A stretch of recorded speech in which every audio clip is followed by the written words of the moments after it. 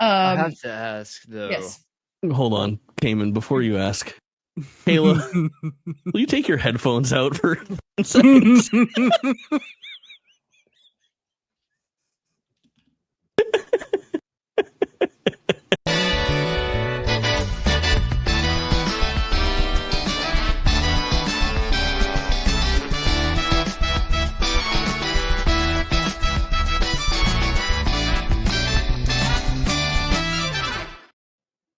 What's up, everybody? This is Drop In, Drop Out, the weekly podcast where a mix of 7 gamers come together for an open and engaging conversation all about video games.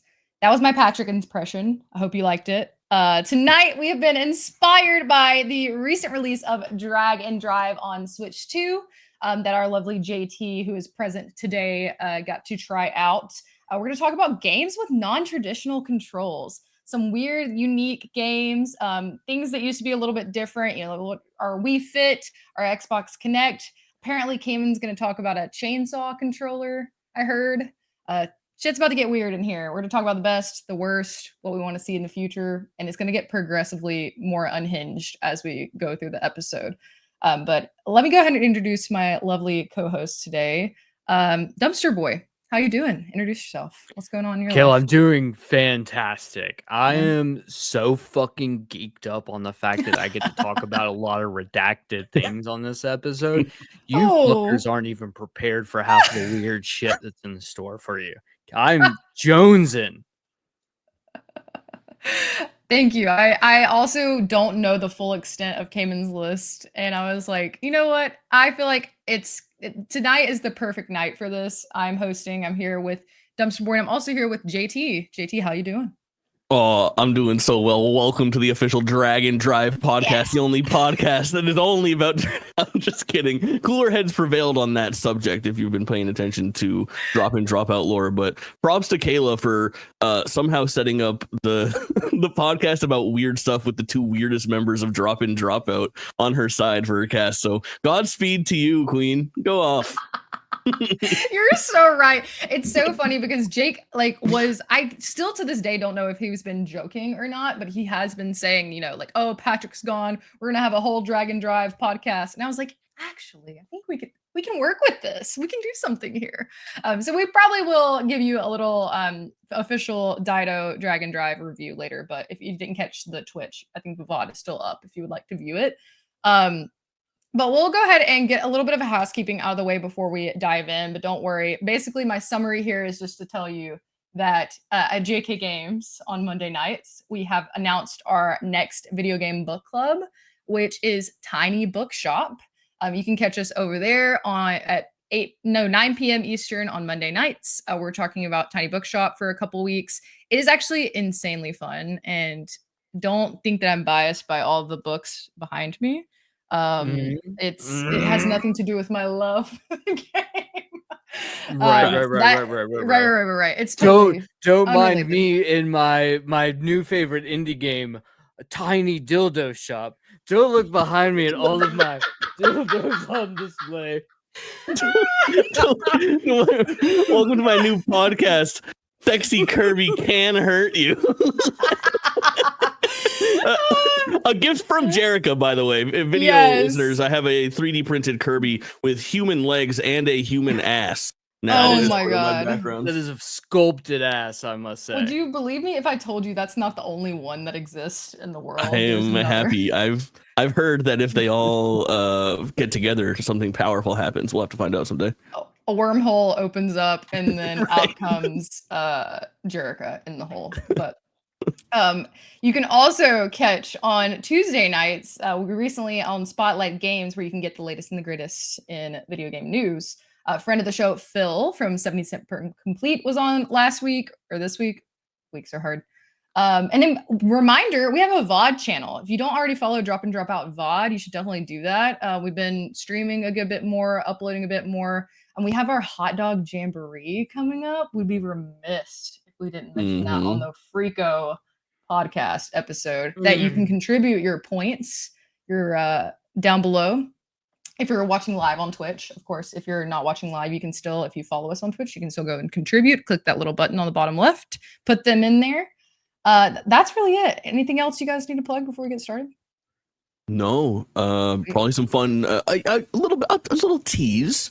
I Tease. attended something secret on behalf of Drop In Drop Out today. Ooh. Perhaps tied into some Gamescom stuff that begins next week, a little ahead of time, behind closed doors meetings that are they're embargoed right now, but they won't be next week. So I'll be able to talk about that on content, whether that's on the podcast next week, which I don't think it will be because next week's podcast is already scheduled.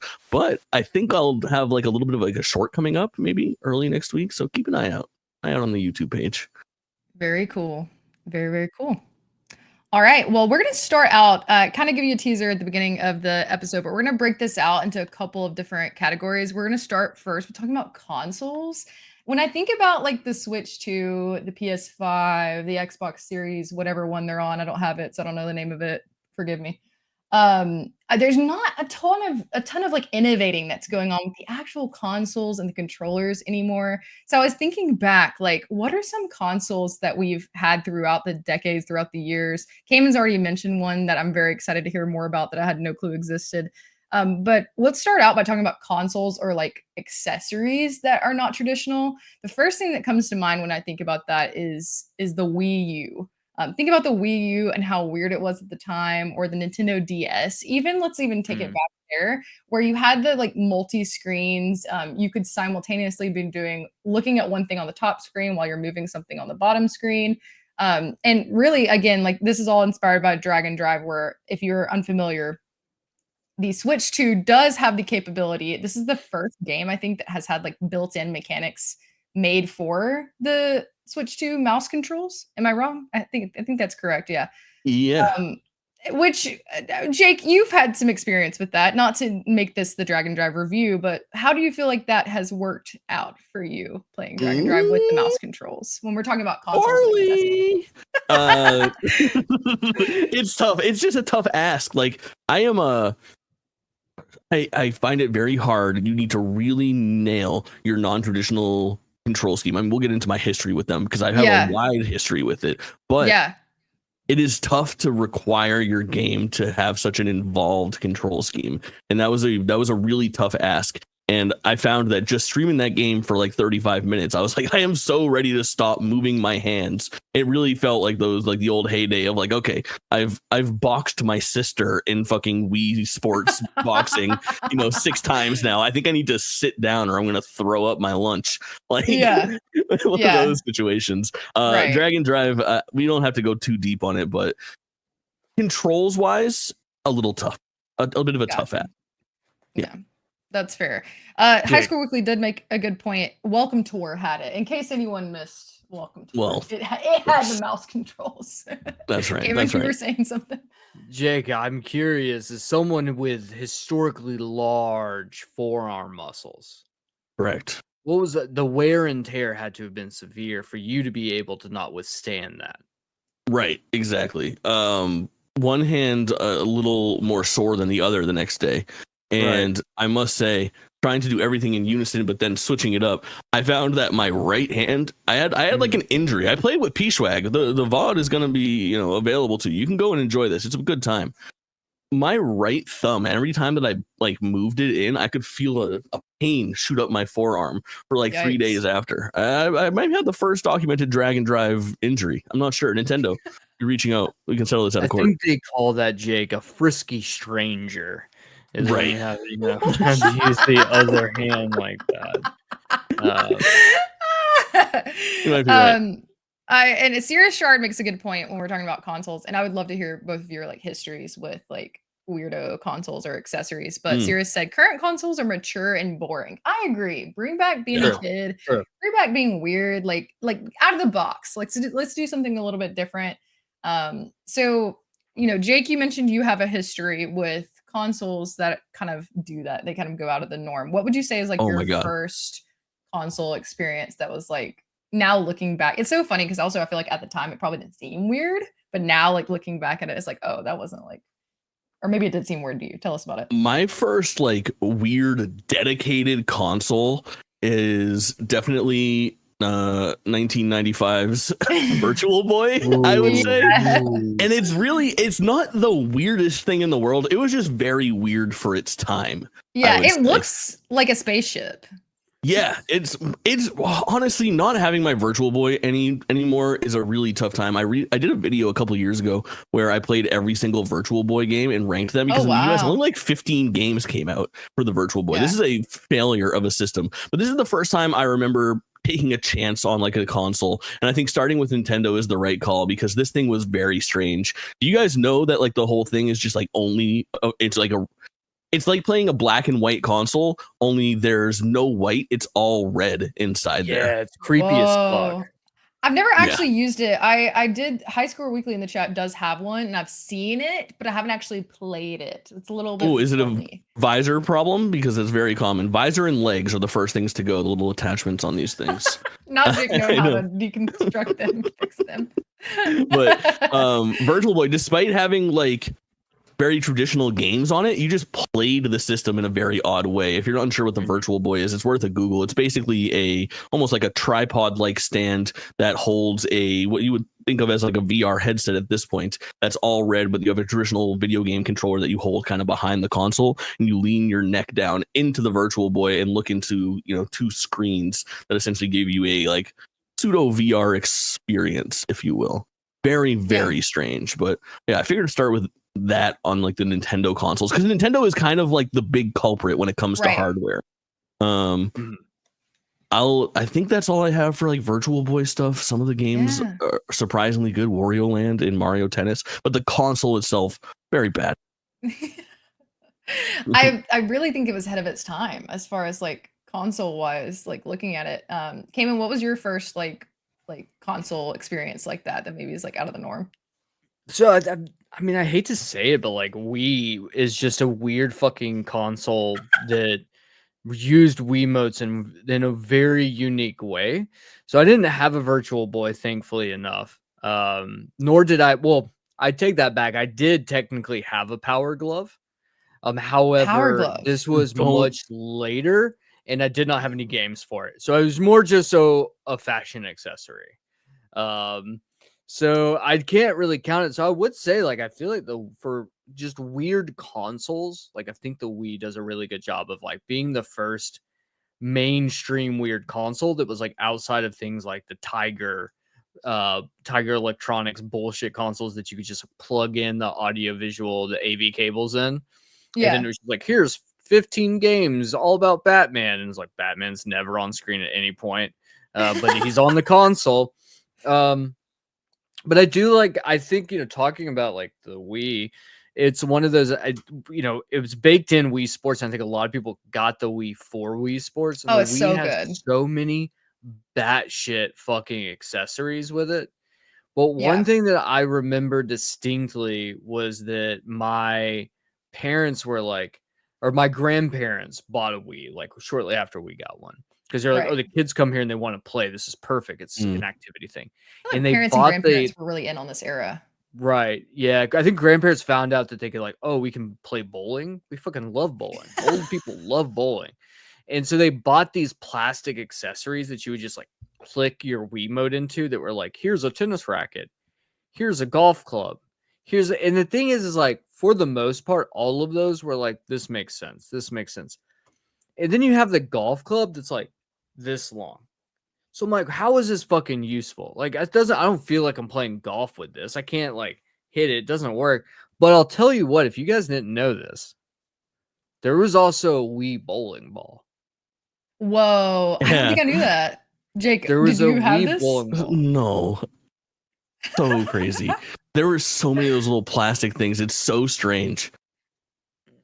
That's wild. You grip it like a normal bowling ball, but like that's your Wii controller for bowling, which from my understanding, it was quite heavy. So it was just like an absolute pain on your fucking wrists.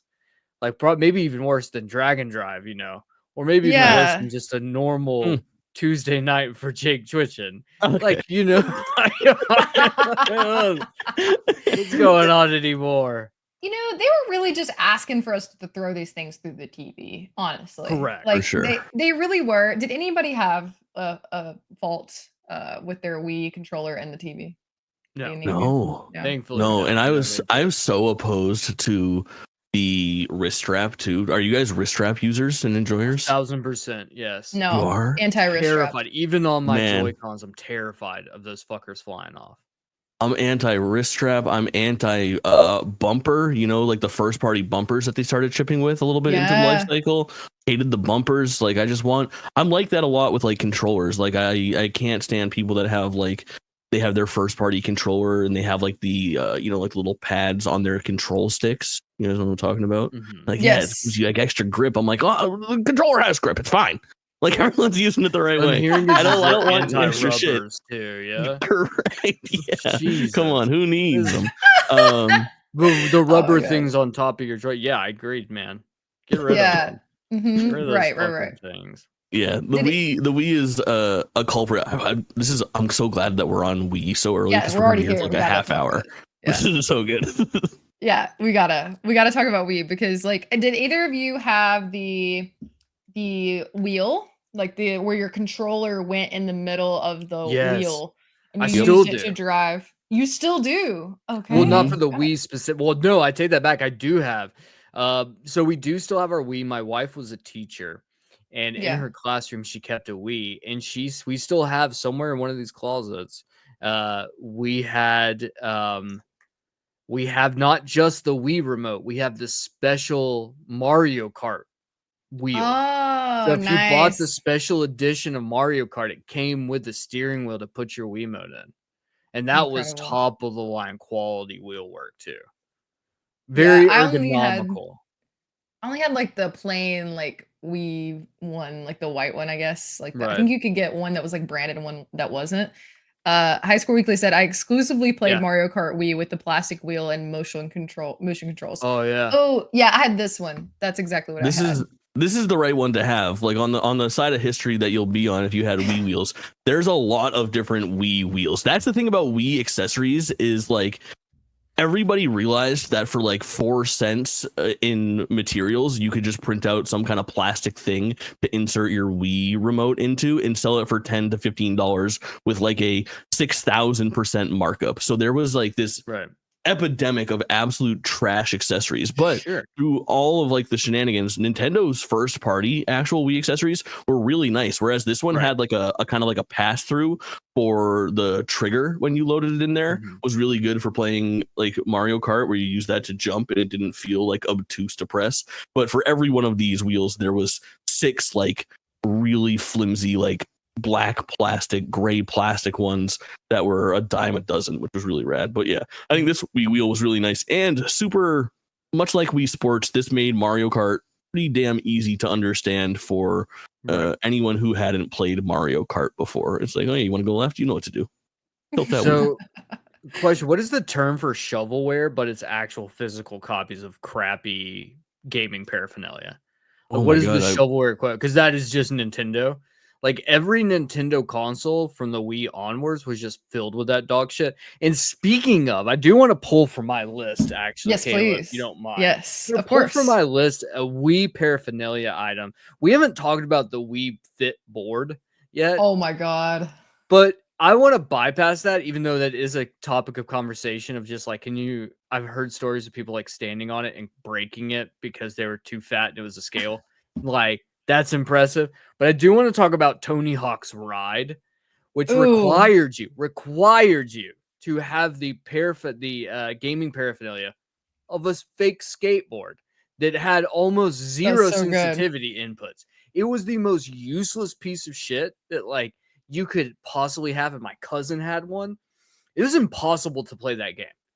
Like absolutely impossible because of how awful that skateboard was. And from my understanding, and maybe it's still like that they didn't patch it, but like you could only play that game with the skateboard.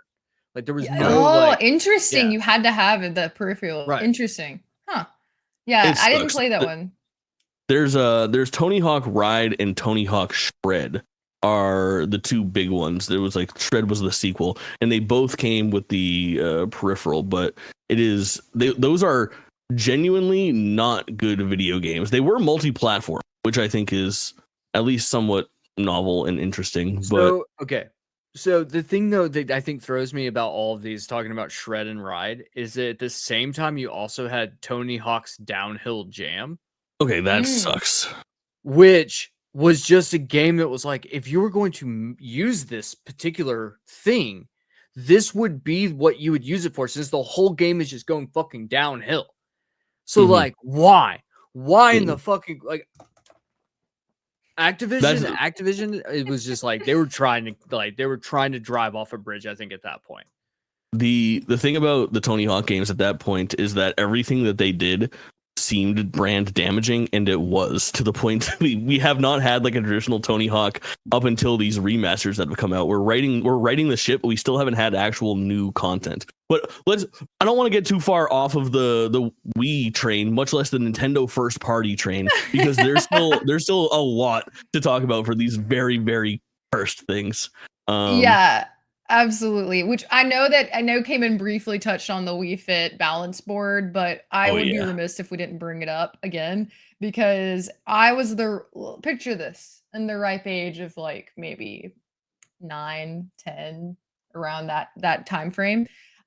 You stand on it, you just got done, like you got home from school, you're like so ready to play like your Wii and just absolutely like demolish people in Wii bowling with your grandma. And you stand on this Wii balance board and it tells you you're obese. And you're like, Yeah. Yeah, hell yeah, you are. like Everybody's it obese is on that thing. absolutely like it was truly an unhinged era. I feel like a lot of games did use this. Like I looked up a list of games that did support Wii balance board, and there was a lot of games. I really wish I could remember, and maybe chat can help me. I am the resident Dido horse game girl. And there was a horse game that you could play that supported the Wii balance board, and you galloped like a horse on the Wii balance board. Cameron's No, absolutely ma'am. losing his shit right now. No, ma'am. Yeah, Absolutely not. I gotta find it. While you're But finding that, I have this mental image in my head that High Score Weekly wakes up every day. He walks into his analog TV room. He slides out and weighs himself on his Wii balance board. Like that's the scale he uses at home. Still is his using it. Wii balance board. Okay.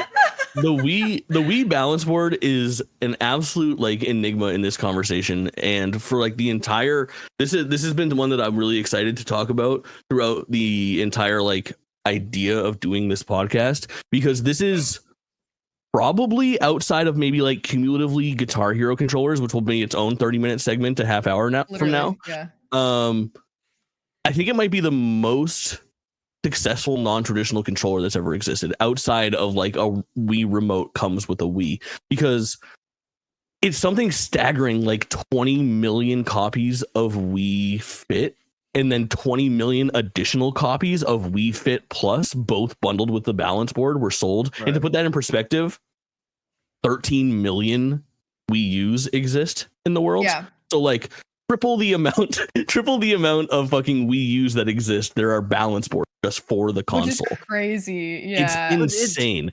But we touched on this earlier, though, about how the Wii itself was, grandparents were buying these because they're like, oh, this is something that can keep me active too. And so Right. Yeah. people weren't just treating this as like a console. The Wii was not just a console.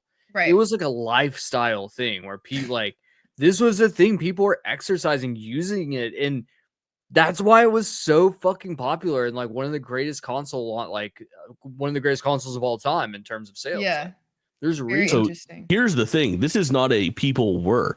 There is a large like subset of people that still swear by the Wii Fit balance board for their yoga and Wii Fit Plus Incredible for like staying active and stuff like that. And it is not uncommon to see people like on like, you know, the right corners of Reddit being like, oh, I still wake up and do a half hour of like my Wii Fit every day, check in and do my stretches and then go on with my day before I do my actual workout and stuff. And awesome. More power to them. But yeah. You Go ahead, know, Jake. I was just gonna say I have some Wii Fit board. I picked up a balance board. Chat is talking about how easy it is to find a Wii Fit balance board at like thrift shops these days, Yes, because I of how agree. prevalent they were. And I have gravitated towards like, I really love playing video games on the internet. You guys may have noticed this. Yeah. And although I'm in my That's wild. Florida arc right now, when I'm home and I have like my office space where I do have space, I've gotten very, very into playing like non-traditional controller games live. I Yeah. think it's really novel to do like original hardware and mess around with that stuff. So I picked up a used Wii balance board, and I haven't gotten to stream on it yet, but some of the games that I have explored for it and some of the stuff that I experienced back in the day is actually unfucking believable. Are you guys familiar with Wii Ski? Yes, actually, I did have that one. I did have that one. No, this is I Okay. loved Wii Ski. Wii Ski was like one of those games that almost like blended the line. It was like a third party game, but it was so unique and so like well put together that it kind of felt first party ish. And the way that it worked was even without the balance board, you would use the nunchuck and the Wii remote to fucking like would like emulate your poles. It was so sick. But then if you stepped on the Wii balance board, you could fucking left right slalom a little bit too, which was very rad. And then there is some very weird stuff on the Wii Fit balance board as well. A lot of existing games kind of like they were like, oh hey, but you can use this now too. So like Shaun White's snowboarding, I think, had a version with it. My favorite example and the thing that I'm most excited for, you guys might remember a year and a half ago, I painted myself blue for the Avatar Jamboree, and I played the 360 Avatar game. However, there's a Wii version of that Avatar game that uses the Wii Fit balance board. I have played this. Oh my god. I have no idea how they implement the Wii balance board into this. I don't know, but I'm going to figure it out at some point in my life. Yeah, Unbelievable. I don't think I actually played that one with the Wii balance board from what I remember, but I did play that game and actually it was pretty fun. But yeah, it truly, I really resonated with, I think it was High School Youth in the chat who said they're at literally at every thrift store because they are 100% at every thrift store. It's crazy. I would love to see your stream, Jake, of you on the Wii Fit balance board. Oh, it's gonna be a time.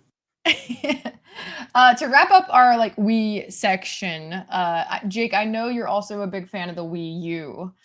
So is there anything in particular you would like to call out as far as like, I mean, the Wii U in itself is an enigma of like the way that it is where you have the handheld, you have it on the TV as well. Like there's many like ways you can play it. I didn't own one personally, so I can't really speak to it. Cayman, I don't know if you owned it as well, but played Breath of the Wild for the first time on a Wii U. I don't want to get too far into the Wii U without mentioning one more of my favorite peripherals for the Wii, but I can do them at the same time because so much of it carried over. And in the Wii U, they had this thing, I think it was called, I think they brought back the term. This is so hard because every time I bring something up, especially with Nintendo DNA, it shares its DNA with a previous like iteration of it. But it was the return of, I believe, the Wii Zapper. And the Zapper, of course, was the little $25 piece of plastic. It was like a little gun that shipped with Link's crossbow training. And it was a really very similar to the Mario Kart wheel, was like actually a fairly nice piece of plastic, and they did a decent job making, I don't know, I think an interesting sort of idea of like a game out of this thing. It was cool because it lodged not just the remote into it, but also the nunchuck as well. And the first thing that they had was Link's crossbow training, so that when you were in there, it would like you'd be like pulling back the drawstring with like the one trigger and then letting it go with the other trigger. It felt nice. It felt reasonable. This thing was really rad and was used on the Wii U as well. But it was a slick looking piece of plastic. On the Wii U, I think the best example of using the Wii U's controls to your advantage was the pack-in, which was Nintendo Land, which people don't like. Oh no.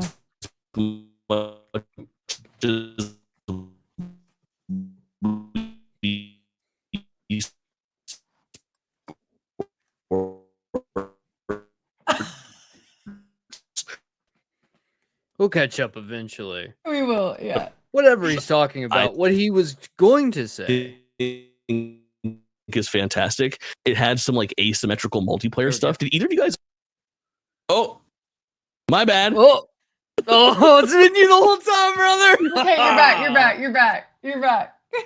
Everything's fine.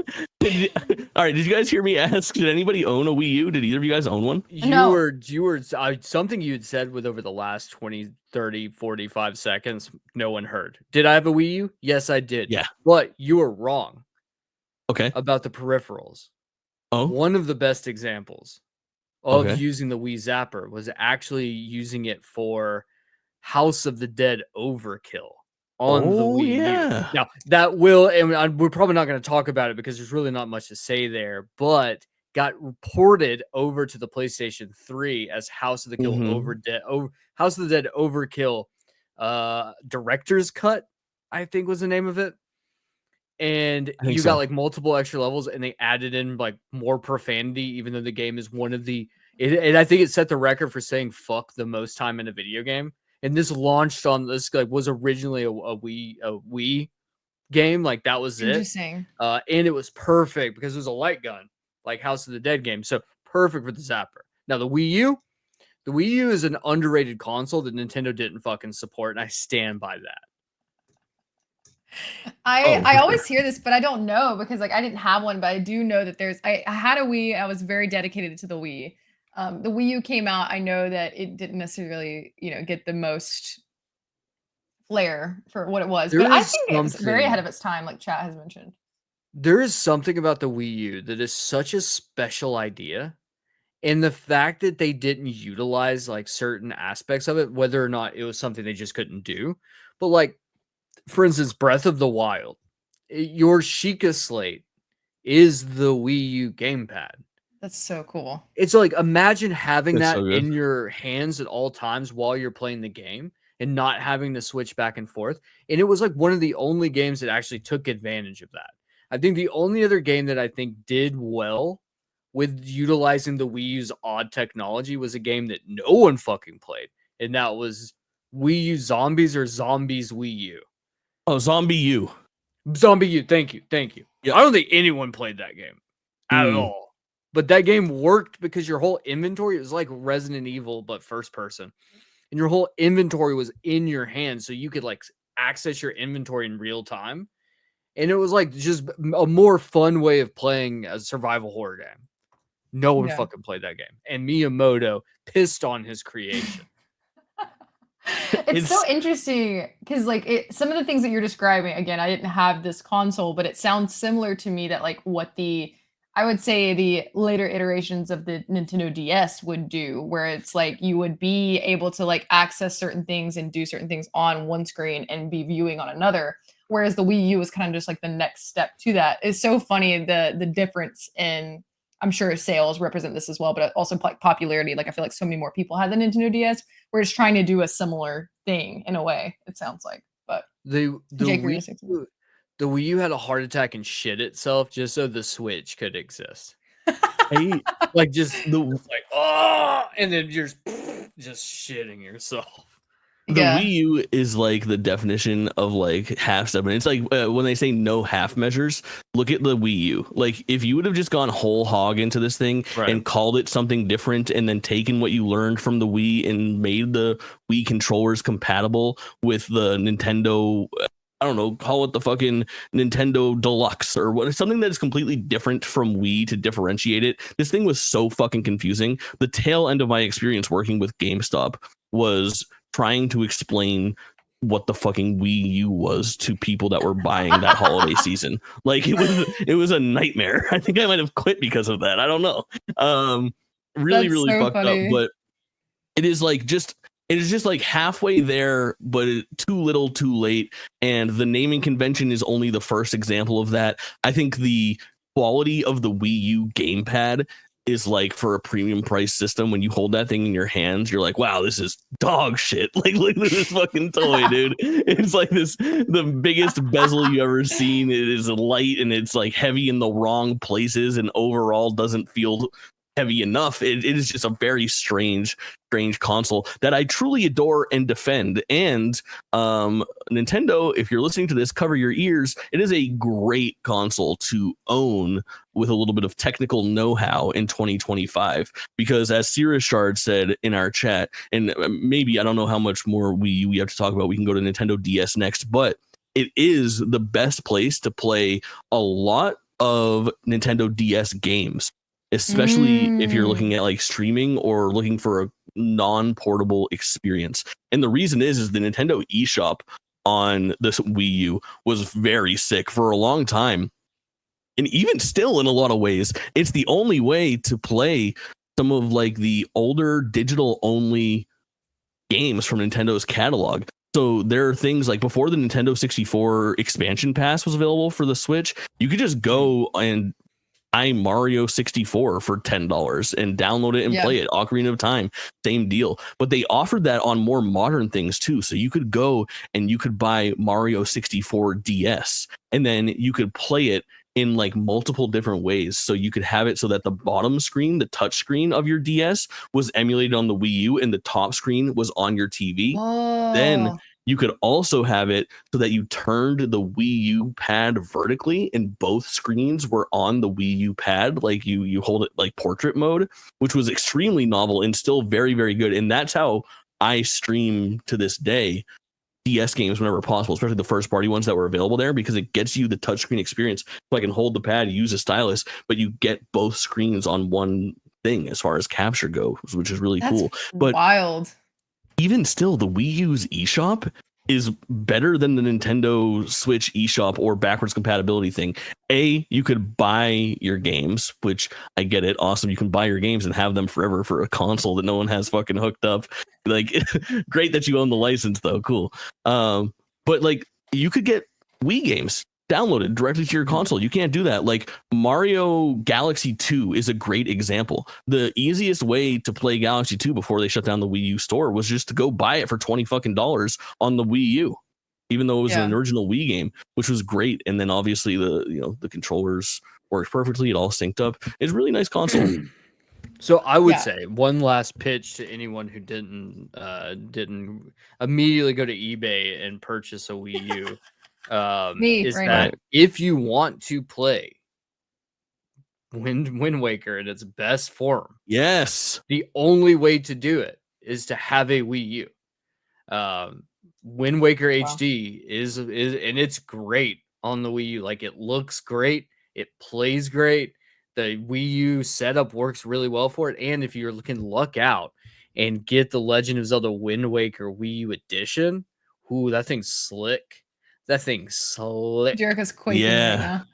For sure. She call it Q Blast, actually, Kayla. Thank you. For that, on that same sentiment, Twilight Princess HD is the same deal. And we're sitting here, like, I feel like it's calmed down now, but like for a long time, it was theorized that there was Nintendo Switch ports of those HD editions just like floating around, where there was like a 2.5 year time span. I mean, it was kind of calmed down since the Switch 2's release, a few months ago, where every single time there was a Nintendo Direct, people were like, well, we're going to get the Zelda ports. We're going to get those Zelda ports. The Zelda ports have to be coming. And it's fucking insane to me that they're not. And then also insane to me that they must be pretty far away still, because Nintendo put out Wind Waker on the GameCube like expansion pass. So they're telling us that the only way to really like experience their game is to spend $50 a year for their subscription, not to buy their, I'm assuming, ported $60 game. Which is why it's so wild to me to be like, oh yeah, you can you can go out and buy a Wii U used from some random guy on fucking eBay right now, but we're not gonna give you the option just to pay us directly for it. Yeah, it's Nintendo. So interesting. I live by the theory that Nintendo hates money. Also, you think there'd be like a legacy system in place to be able to support those things. Like I feel like that would make sense in a way. Almost have like a refurb site of some sort. Listen, this is the fucking starting of a different podcast that's an hour and a half plus long of like video game preservation, conservation, Video Game History Foundation. Can we get some guests from there to come over and talk to us about the importance, because it's absolutely insane. And I think the reason why it comes up and it's so specifically notable with like the Wii U and even with like the Nintendo 3DS is I think that those are the first really good examples of like an untimely digital demise of like availability of like software. and hardware to a certain point. But the fact that like the Wii U, which came out in 2014, less than 10 years later, I can no longer just go and use that digital storefront easily or at all legally is absolutely fucking insane to me. Insane. Right. And I know that it was an ill-fated system and not successful, and that the pivot to the Switch and putting the horsepower there made that more successful business-wise. But it does beg the question of like, you know, with other forms of media, it is all very cut and dry when it comes to God, Kayla, actually, I mean, fucking write this down. We need to have you on that podcast of like, you know, if you write a book, it goes in a library or it gets transcribed or it is a, you know, nothing gets published these days without having it be immortalized in some way. And we, you know, there are games that we have literally lost parts of that are no longer able to be found. Like, a quick side story that I think is so fucking fascinating. But way back in the day, there was like a F-Zero game that would connect to the phone line and you could download new F-Zero games for like the Super Nintendo. And that's wild. Some of those downloadable tracks have been lost to time to the point of, I think there was like 25 of them, but there's like 7 or 8 of those tracks that nobody has. And the only way that we'll ever recover them is if we happen to find the cartridge that somebody used to play those tracks, and if that happened to have been the last track that they raced on, because it will have like flashed the fucking 2 kilobyte map onto the actual like writable drive inside of that Super Nintendo thing. And of course, I'm sure the battery will die on that cartridge soon, and there'll be no save anymore. But it is absolutely wild that we still in 2025, a mere 9 years after some of these games released, we have no access to them. Is wild. We'll write that down for another podcast for sure, because this wacky unique controller episode just got really depressing all of a sudden. No, but I get that. I kind of feel that way with like a bunch of the original, like I used to do a lot of like just CD drive like PC gaming, where like I had a collection of like CDs that I would load up in my computer, and I have no idea where those went. If it got one little scratch on it, it was basically like donezo for. But before we close the door on Wii U, was there any other accessories related to the Wii U that we wanted to discuss before we move on to maybe like DS next? Let me just do like one last recap. I have like a couple last Wii things written. Just like honorable mention for some Wii games that are used like non-traditional controls in a really nice way. Like I remember WarioWare Smooth Moves being a really hot ticket, and Cooking Mama was kind of like that's probably a good segue into the DS thing. But I think the Cooking Mama Wii game was also like a revelation when it came out. One of the coolest ones though that we haven't talked about, and I think that is like probably among the weirdest things that you can get on the Wii for a non-traditional controller, was this game called Let's Tap. Is the name of it? Have either of you guys heard of Let's Tap? No. Okay, so Let's Tap is a game that came in a larger box. You know, like think about like a of that era for the Wii size DVD case, but quadrupled or 3 times the thickness, and it's like a cardboard box, flimsy box. You guys know what I'm talking about. Same thing that like Wii Play would come in if it had like an extra controller bundled into it, right? So you take the game out, and the box is hollow. And then you close the box and you start the game, and they say, "Excellent work. Now turn the controller face down and put it on top of the box." So the controller with like the Wii buttons, if you guys remember how they're not like clicky buttons. They're like kind of like pressure sensitive buttons. They're very like, you could just give them like a light tap and they would kind of rattle type of thing. When you put that thing face down on the box, you would have such sensitivity so that if the box moved or was touched at all, the Wii would pick it up if it wasn't from the button being pressed, then it was from like the sensor being moved. And it would ask you to control this entire game, not by touching the Wii remote, but by touching the cardboard box that the game shipped in, and like being like tapping on the side or tapping on the bottom or the right, or like move the box, shake the box. You got to look up some gameplay of Let's Tap. It's a very cool game where somebody had a really good idea, and if it would have been an idea that Nintendo had, and it would have been published and pushed first party, and like Wario's face was in it or something, it would have sold 7 million copies. Like, it is the coolest, stupidest little game, but it's like so funny where like it'll just like have like a mini game where it's like tap, and you just have to like smash the side of the box real quick and move the Wii remote to get credit for it to see how fast you'll be. It's very, very cool. That Very reminds cool. me of like the cup stacking era where there was like those like you know what I'm talking about. And I'm sure there was games for it too where you had the cups where you would like stack them a certain way and then you'd break them down a certain way. I feel like you were a Yes. professional cup stacker. The fucking girls from the sing along Oh, yeah. song movie. Those Yep. jackasses. I'm not gonna Those sing it right now, jackasses. but hopefully he's still around to hear us give him a shout out. But shout out to Samson XP for the follow. Thank you for hanging out. Who also said game preservation is getting better. Some would say YouTube is that library to an extent. I would agree with Yeah. that. That's a good pull. Yep. For sure. For sure. Jake, I know you kind of segued us into Nintendo DS. I wanted to preface this era by saying this is kind of like where I entered to my like consoles that maybe were starting to have like those more unique non-traditional games besides my horse game on the Wii Fit board, which I can't find anywhere. I don't know, maybe that was a fever dream. Don't know if I made that up. But I can't find it anywhere. I actually had I loved, and we're going to talk about music games, I'm sure, more as we continue, but I loved Guitar Hero so much. Like it was one of my favorite things to do. My family, it was always like a family event, very much a bonding experience for us, that and Rock Band. But I had Guitar Hero on the Nintendo DS. Did either of you have Guitar Hero on the Nintendo DS? You may be wondering, how is this possible? Did I? Guitar Hero on tour, you say? Yes. One of my favorites. Absolutely. And honestly, like the way that it was made, because essentially, if you're listening and you don't know what this is, you plugged it into the cartridge, like, where the Game Boy like type games would go. If you didn't have something in there, it was still able to be used, which is also another thing I loved about like consoles at this time. I feel like, there was no wasted space. I feel like there was always something that you could be doing with, like, if you weren't using the, where you could put the Game Boy cartridges in, there was peripherals you could plug in.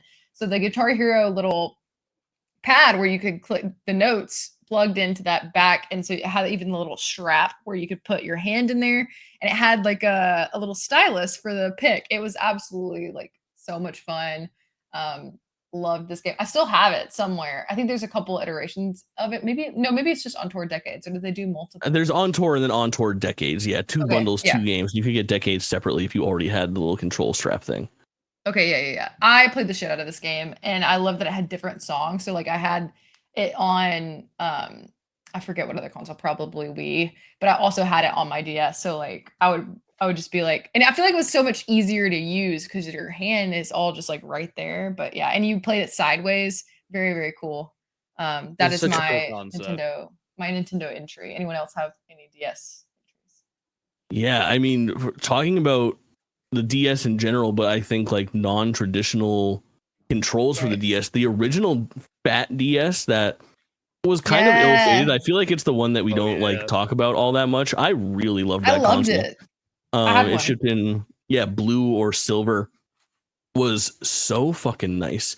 And what I really loved about it was the original one had a pack-in, which didn't get packed into any of the other ones, nor did it end up in like a further iteration. It really wasn't used again in the future. But Metroid Prime First Hunt. Does anyone remember this?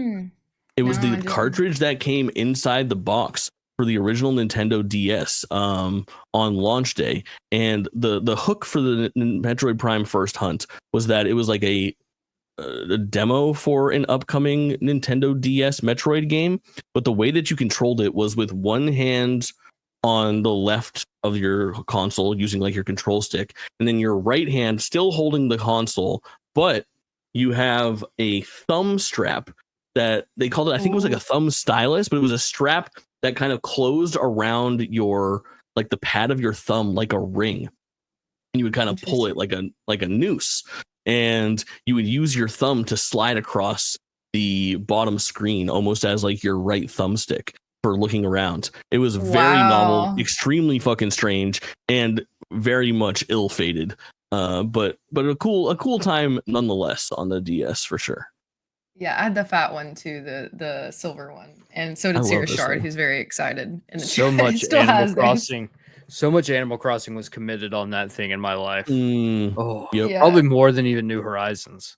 Man, I just fucking a fat chunky. know. Which one was that? Wild World? No, City New Folk? Leaf. New Leaf. New Leaf. Yeah, New I actually Leaf. still have that one. Yeah, City Folk was the Wii, I believe. Yeah. Yeah, I think that's right. I think so. Also, I have to say that I think Noah found the game, the horse game I was talking about. Champion Jockey. I am like pretty sure this is it. Hell yeah. And it did have the Wii Fit board. I just looked it up. That looks correct. Ooh. Wait, hold on. Can we get a stream of that in the future? Jake. Actually, I want to see Jake Please not gallop. me. Yeah, I can do that. Jake galloping around. There's a jamboree there for somewhere. that. Horse legs jamboree. I do have. This is worth noting. I do have a horse mask that I bought for a bit where when they announced Everybody 1-2 Switch. Do you guys remember this? It's the sequel to 1-2 Switch, and it came out of nowhere and was released like a month later. And the guy on the cover of Everybody 1-2 Switch is just wearing like a really low budget fucking horse mask. And I bought it assuming I was like, oh, this is the one chat. We're gonna be able to play this with like everybody. It'll be a whole thing. And then it came out and they're like, it's only local multiplayer, even though it's like Jackbox style games. Like you would think you'd be able to play it online. So I never got to use that horse mask. Maybe that's the way. I think that's where you bring it back for this in particular. I was trying to think like for me, if I had any more for the DS, I did have one that I saw online that I figured was worth mentioning. Did either of you play The World Ends With You on DS? Yes. Tell us about it. Yeah. The World Ends With You is so sick, and it is a game that the port is good, not great. That game is so made for a touchscreen. It is a Square Enix RPG with a pretty cool like anime art style, and it is very like it kind of hits like this really weird middle ground of like in some ways it kind of feels like Kingdom Hearts, but it's set in like a fictionalized Japan. Like the whole thing takes place like in Shibuya, and you're just playing these rad kids where you're just kind of like the battle system involves like tapping on the screen in different places kind of rhythmically. It's so sick. Yeah. I didn't play this one, but I did see, I was doing, my research as I do. But this one said that in particular with like Compact, you would use not only the D-pad, but like the touch controls like simultaneously. Like it would be like multiple different like layers of combat. And I think that that's a good like representation of like what the DS could do. Kamen, did you have any for the DS or any additional controls for it? No, I don't. The DS, I put so much time on the DS, but it was really put into things like Mario Kart. Which was arguably, I would say Mario Kart is one of, if not the greatest Mario Kart, is the Mario Kart on the 3DS. And then Animal Crossing, a shit ton of Animal Crossing. But yeah, I don't know. None of the peripherals. I was very envious of the people who had the Guitar Hero ones, though. Man, I still have mine. So if you want to borrow it, you can hell yeah. Well, I know that as far as we've been talking a lot about Nintendo. Oh wait, no, Jake, you gotta talk about this game. I know exactly what this game is. Feel the magic. Feel the Magic XYXX, which is the weirdest Sega game that's ever been created. I want to stream this so bad. This is like a collection of weird mini games and stuff like that are all kind of just like sexually driven in some ways. They're just like kind of like romantic, and they kind of have to do with babes, and it is a supremely bizarre game that is actually like fairly fun and has some good gameplay variety and was a pretty early drop on the Nintendo DS as well. But my expert panel here, I want to ask you if either of you, no spoilers in the chat, do either of you guys know the international title for this game? Of course, this is Japanese developed, and in Europe they let the name slide, and in the US they said, well, that we can't have that, we have to find another thing. So they went with Field of Magic XYXX. Do either of you guys know the original title of this game? No, I'm afraid. It is the best name that has ever existed for a thing. It's Project Rub, baby. Project Rub, which is too good. Unbelievable. Can I interject for a second? I want to talk about another sexual game. Okay. And I don't think we're kind of hanging with Nintendo because they're really the only ones that have weird peripherals outside of like the Yeah. Kinect and the Move. But have you guys ever played Mr. Masaji? No.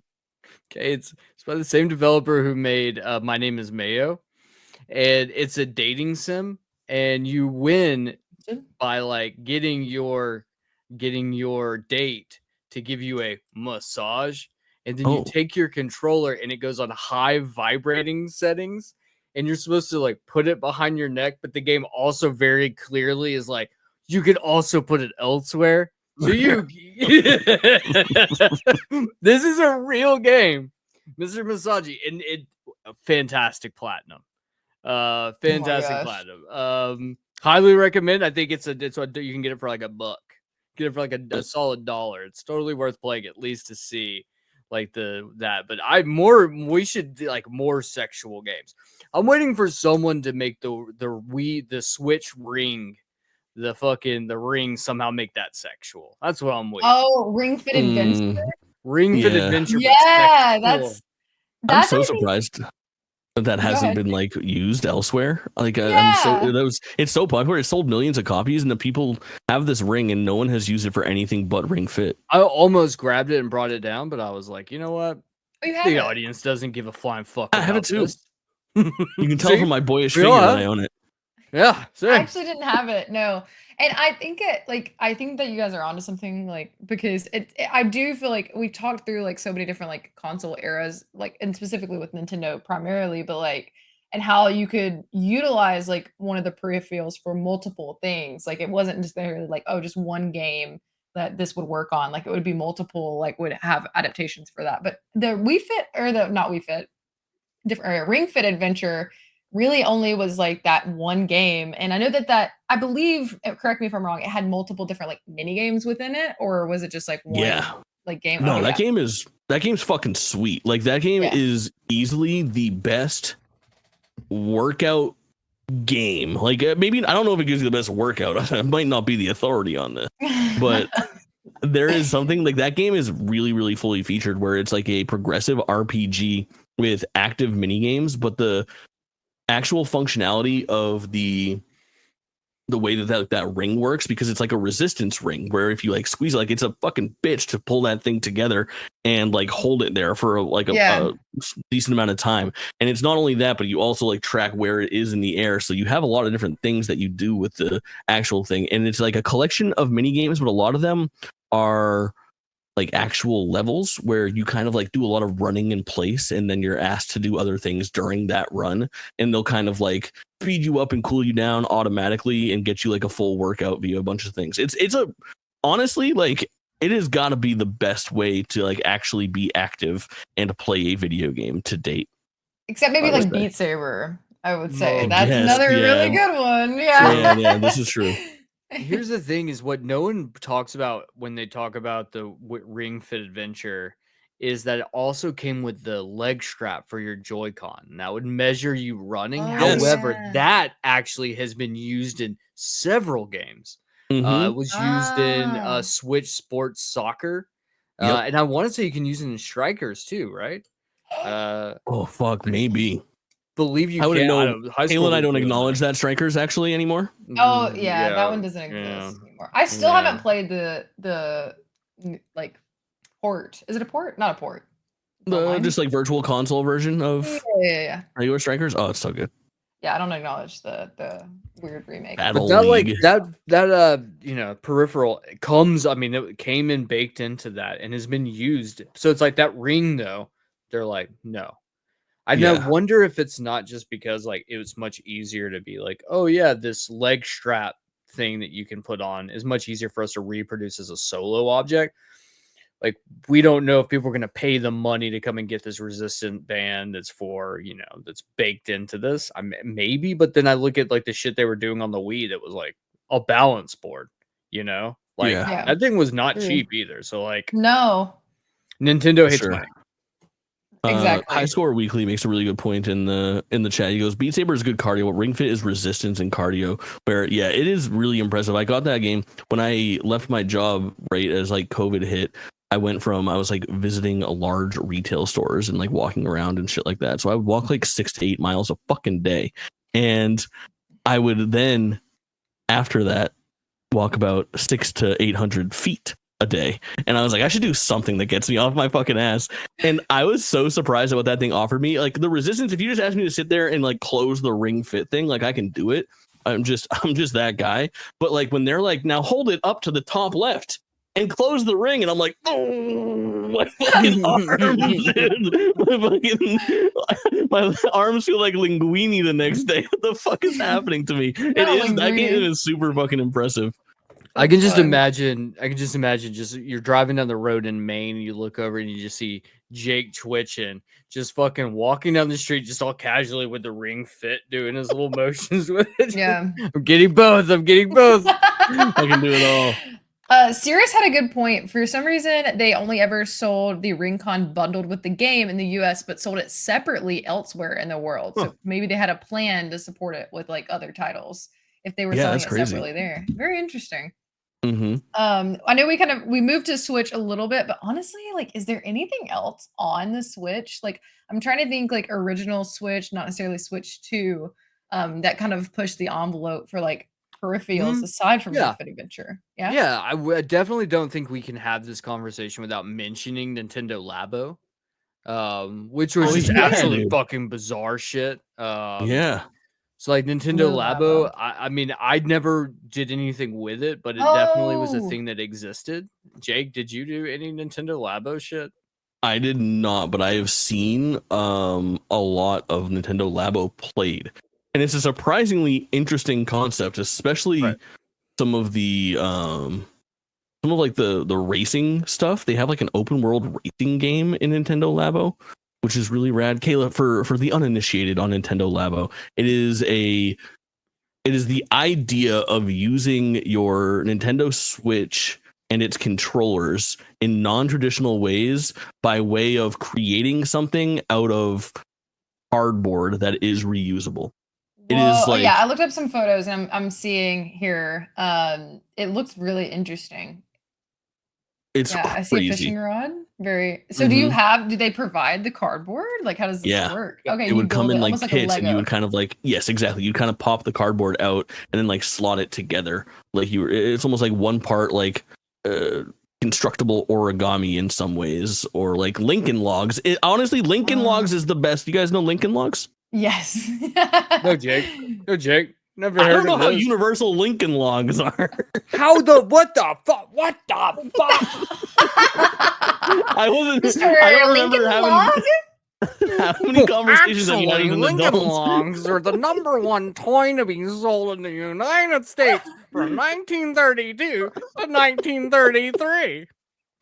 Listen, the way those things fucking slot together reminds me of how Nintendo Labo works. That's so very funny. cool shit. My God. Noah had a good submission. Colors Live, which was the pressure-sensitive pin that plugged into the Switch headphone jack. I'd never heard of this. Oh my God, I've heard of that. Provided us a link. It looks very interesting. It's like an art studio type game, and I see some people did some like crazy shit on here. Pin also works as a headset and interprets audio signals sent by the console to dampen the pin when you put pressure on it. Very interesting. Weird. But I didn't have a lot else for the Switch personally, besides that, like, I have played other people's Ring Fit Adventure. Jerica, who's not present, she also loves a good Ring Fit Adventure. I keep wanting to say Wii Fit because it's just so like, the Switch. so there. The Switch, I think, has taken like a little bit of a turn where there is games that are motion controlled, but I don't think that it is any longer like their prerogative to make it like this is how you control your games. It's there if you desire it. There are a couple games that really focus on it. A lot of those seem to be kind of relics of the past and inspired by the Wii, like Switch Sports and shit like that. But for the most part, I feel like the Switch, I use my Switch more often than not pretty traditionally. I do have some frustrations with like Switch individual motion control requirements. Like my biggest one that I always go to, like I hate when Nintendo shoehorns their latest fucking gimmick into my beautiful video game. Like one of the things we didn't talk about was Skyward Sword for the Wii. How I think that is like arguably the weakest Zelda game in the entire franchise because of the shoehorning in of like the motion controls that are required for that game. And even the remastered version for Switch, see, it does fit, is like making it's like trying to cover up that you copied somebody's homework. Like the DNA is still there and you can't get rid of it because it is all based off of this thing. So you're just using your right thumbstick to emulate the motion that you would have made with like the swipes of the Wii remote to kind of like do the sword motions. And because of that, I think it's a very fucking weak game. But I get really, really mad when I have to use the Wii remote and I can't use something else. Like a good example on the Wii that does that is the original New Super Mario Brothers. You can't play that game with a traditional controller. You can do it for New Super Mario Brothers U, but when you got the original Nintendo, the New Super Mario Brothers for Wii, you had to use the sideways Wii remote so that you could do the fucking shake to get like the little spin or activate like the little twirl things. Yeah. And it's so annoying where you're basically playing that with a traditional control scheme and it works so well because it's 2D Mario and you really just need a run button, a jump button, and a D-pad to make that work. But adding that shake, it's like once every 2 hours in that game, I have to like vigorously shake my controller like a buffoon to raise up and progress. It's not just that, but like, let's be honest, the Wii's controller was not very ergonomical to try to play for long periods of time like this, you know? Yes. And so like Even that still. wasn't super fun. So forcing you into playing a game like that was not a great idea. New Super Mario Wii U is fucking fantastic, and that is the version to play. Yeah, I can remember being a kid sitting on the couch. Like I would just mainly stand playing the Wii, but then I would just have to like sit down. I'd be like, like I'd be like, like trying to like use my controller still. High school. Go ahead. Oh, go ahead. I was gonna say High School Weekly. Quick rattle off. Taiko Drum Master on Switch with the Taiko drums is one that he. No spoilies. I got a whole section on drums soon. Oh, okay. Perfect. I need my drum. Or I guess I need our music game segment soon. Yeah. I got a lot of drum segment. I do actual drumming when I was a kid, so I love some of those fucking games very much. But I think a really good like segue from the requirements of that controller in the way that it's now iterated on Switch is like for Switch is now kind of like an option basically. Yeah. And the only thing that really irritates me on Switch, and they've kind of rectified it, is fucking Super Mario Odyssey did something very annoying with their motion controls. And whereas you can use the traditional controller, the fastest way to traverse Mario across the world is to do his roll. You guys know what I'm talking about? Yeah. Where you like shake the controller and he like boom, boom, boom, boom, boom, and if you like get it rhythmically, he'll move the fastest. And you can roll without moving the controller, but you'll roll slower. Like the ceiling of speed is much higher if you do the controller. And I fucking hate that I have to sit there and like the most efficient way of like moving my Nintendo character that I love to control is fucking rattle my controller back and forth. I was worried they would do it again for Donkey Kong because it was the same devs basically, or the same team. But I'm happy to report they did not do that. But I also think it's worth noting, and this is a bit broad, but the introduction of like the accelerometer and motion-based controls into a lot of these consoles. And I think a really good example is the way that Nintendo does it in Splatoon and in Breath of the Wild, as well as in Donkey Kong. And I'm sure there's hundreds of examples now where I know, Kayla, you'll probably have something to talk about with this because you just finished up Tears of the Kingdom. But the addition of like the fine tuning motion controls when you have a controller with a good accelerometer in it is, I think, one of the best non-traditional uses of controllers that has existed in many, many years. Are you a believer now? I never caught the follow-up. I remember everyone trying to sell you on it. I honestly, I don't know that I'm fully a believer. I did attempt to do some motion controls, especially like with the bow. I feel like with the bow I can get onto it, but I honestly, I will say that I actually have not rolled credits quite yet on Tears of the Kingdom, but you'll have to check out the last episode of Jake and Games to figure out like where we all landed. But I don't know. I also agree with you, Jake, where I want to at least have the option to opt out. And that I feel like Tears of the Kingdom does that in a way that's like very like unassuming. Like you can participate if you choose to participate. So I do like using the motion controls for the bow, but I didn't necessarily experiment with much else as far as the motion controls. I exclusively use it for the bow. I exclusively use it for aiming. I And liked it's just because when you're like aiming down sights, there's something special about if it was all motion controls and I had to fucking like pull my rope back and let go and do a whole thing with the motion, I wouldn't do it. But I play that game completely motion control free. And I even begin my aiming with my left and right control sticks, and I press my left trigger to zoom, and I press my right trigger to pull the thing back. And then right at the last second on my controller, I just take my little reticle and I go, oop, that's not his head. And I go with like the smallest, what's the word? What's the term here? A flick of the wrist. A flick of the wrist. Fucking a Christ, more like it. You had to get it in there. A little flick of the wrist.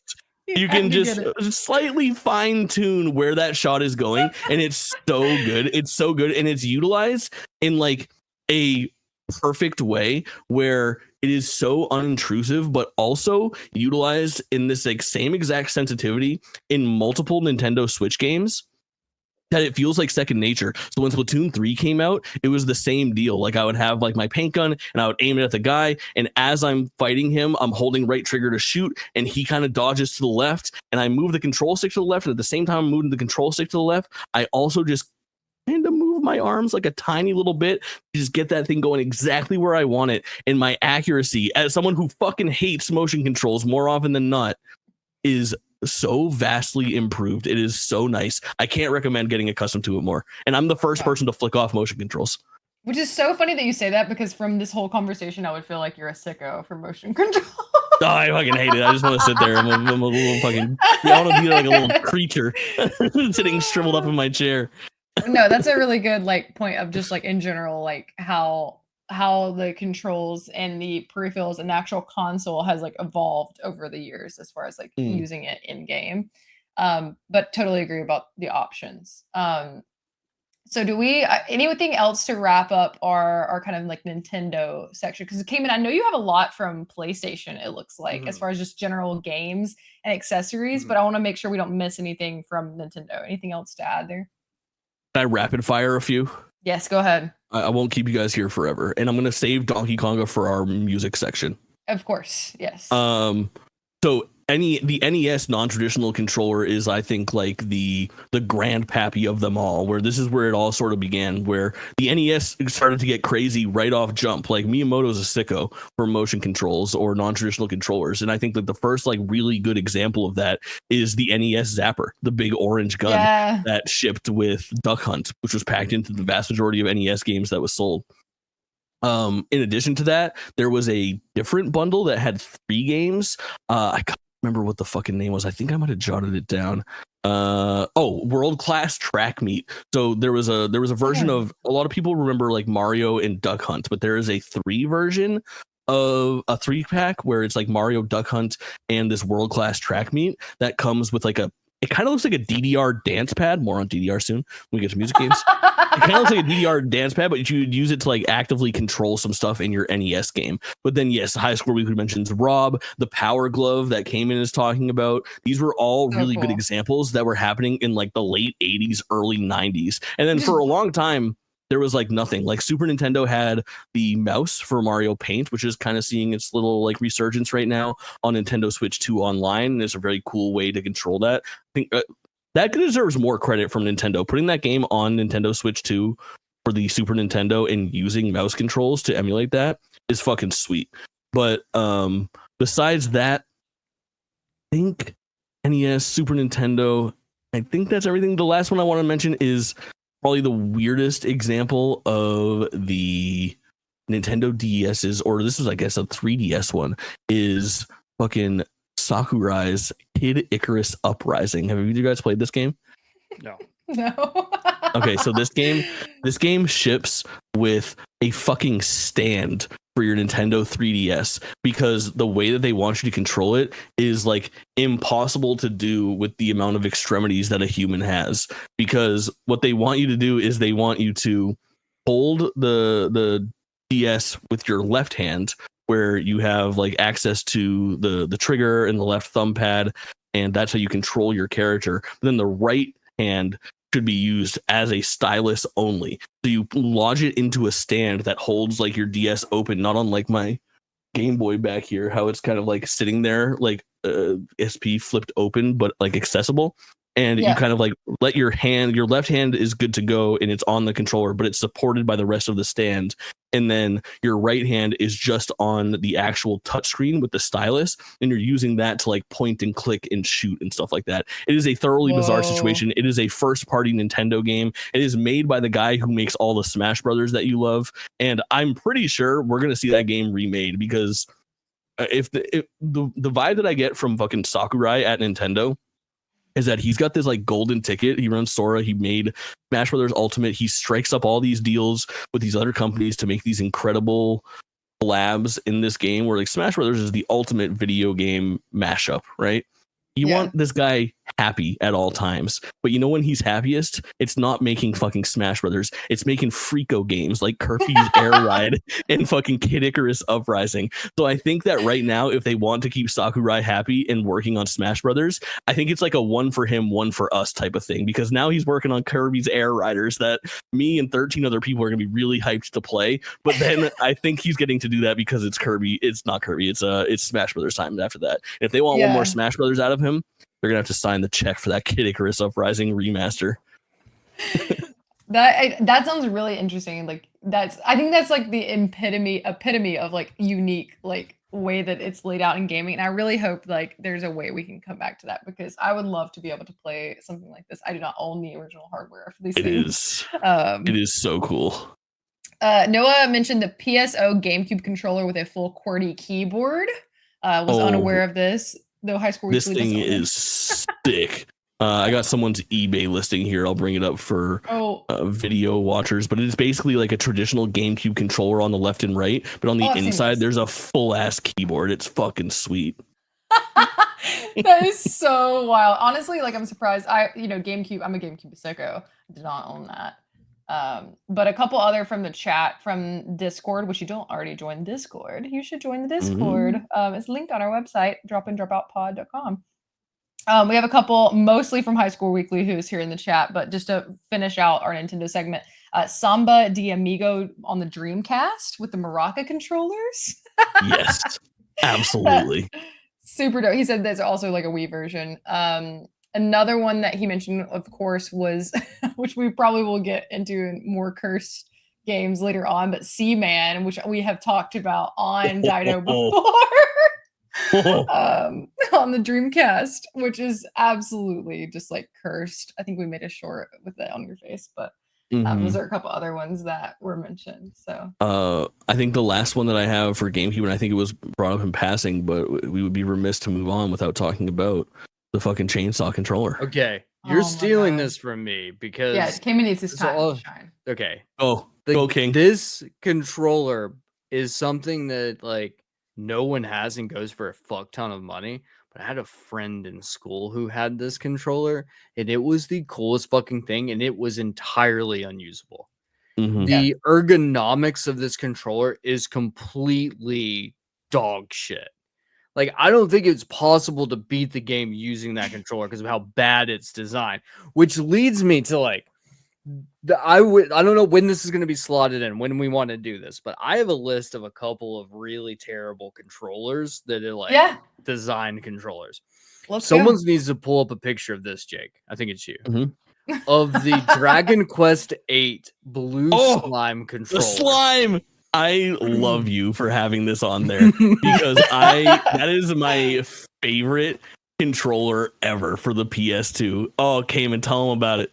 Please tell us. This thing is, if you've never played Dragon Quest, the most common enemy in the game is called a slime. There's multiple different variations of slime, but the basic slime enemy, think Pidgey in Pokemon, is the blue slime.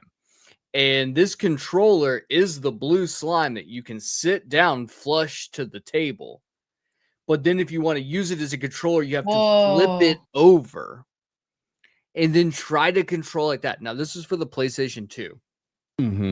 This goes back to the complaints about video game preservation. Yeah. You can't play Dragon Quest 8 or 9, which are considered like two of the greatest JRPGs of all time, You cannot play those unless you have it on PlayStation 2. That's Those crazy. games, you can play Dragon Quest 11. That's it. That's really the only way, unless you want to play the remakes of 1 and 2 that just came out, and 3, I think. But this was something that existed. Another controller that I had, and this wasn't necessarily based on a video game IP, but some people out there, and these things I just looked up, go for $300 now. The SpongeBob and Patrick PlayStation 2 controllers. These are the most cursed, haunted controllers you will ever see. Also, once again, I had the SpongeBob controller, and it was awful to try to play with. It is so ugly and hurts your hands. This porous and potted yellow monstrosity. The nose sticks up directly up. Is it used for anything? No, but it gets in the fucking way all the time. And then look at fucking Patrick's fucking uncircumcised penis head on top of your fucking DualSense 2. DualShock 2. These are two of the worst controllers I've ever laid my hands on. And I touched the Resident Evil 4 controller. These are just That awful. is pretty cursed. And yeah. I looked up the company, not made by Mad Cats. Absolutely blown away that it was not made by Mad Cats. I have two important questions about the SpongeBob controller. Maybe I'm remembering this wrong. What is the texture of like the handles? Like it's like soft, isn't it? No, I think if I remember correctly, hard? it's just hard plastic with pits in it. So like That's feels not like as if it was rubber, it would feel better. Oh, Like, okay. I feel like it would feel better if it was rubber, but those little holes, and then the D-pad, it was not. It was like the Xbox D-pad, not the traditional like out square. It was like the round, barely raised square on the SpongeBob. Yeah. So trying to get, and I distinctly remember playing Ultimate Spider-Man on the PlayStation 2, which, by the way, that game needs a fucking remaster. Yeah. Just fucking just put it I on the love that PlayStation. game so Holds much. up really well. The Such a art good style. fucking game. Yes, it's incredible stuff. Trying to play that with this, terrible. Absolutely fucking terrible. I do want to say, while we're on the topic of PlayStation, though, PlayStation had some peripherals that they use, such as the PlayStation Eye, which I do not remember any games that actually use that. There was there's also iToy and I. Oh, okay. I'll let you get to those in a minute because I'm assuming you have history with this. Another thing that, and we, I know we'll talk about music instruments and stuff. This wasn't technically an instrument, but there was what was it, iStar, which was the music where it was like karaoke and you plugged your microphone into. Oh my God. And the thing was, it was so terrible at picking up SingStar. Yeah. All you had to do was just hit inflection notes. So you didn't have to sing the words. If you could just hit the tone and the high lows, you could get perfect every time. And doing Aha's Take on Me, man, when I was in high school, I could fucking hit those notes still. I don't know what's wrong with me. I can't do that. But one thing I want to bring up is a thing called the PlayStation mic. And this was something that, because people be blown away to learn this, but like there were massive multiplayer online games. Everyone likes to think of like Xbox as the first like online console, but PlayStation was online too with things like Star Ocean. But you could get the headset, the PlayStation mic, and I only know of like one case in which it was used as the only device, and it was a game called Lifeline. And we talked about this the other day. I don't know when, maybe it wasn't even on air, but Lifeline's this game where it's a survival horror game about a girl stuck in like a lab after like a lab accident or aliens or something. And what you had to do is you had to yell at her commands because your character was in the security booth. And so she needs to know what she should be doing at any given point. Now, the thing is that's an incredible concept because it really is. It's an incredible concept. However, it only works if the character feels like there's agency taking place with the NPC. You would have to be like, move left. She'd be like, move that way. Wait, she couldn't register what you were saying half the time. So move left, move left, move left. And she'd be like, I don't know. Should I move left? Like, oh, you fucking bitch, move left. Game was awful. What I will say though is there's some really, really, really funny speed runs of this game because it's just people screaming into a microphone for like Yeah. 45 straight minutes, like yelling, not like Jake does normally, but like it's like normal people yelling, not the other Right. types of yelling. But definitely Lifeline. That's a weird one. Look that one up. That's a fucking point. Jake, I want to know more about these iToy. And does Yeah. it, you know? Listen, I unfortunately have to tell you a story about SingStar that I don't think I've told on the podcast before. Yes, please. You guys might not know this about me, but when I was a kid, I worked at GameStop.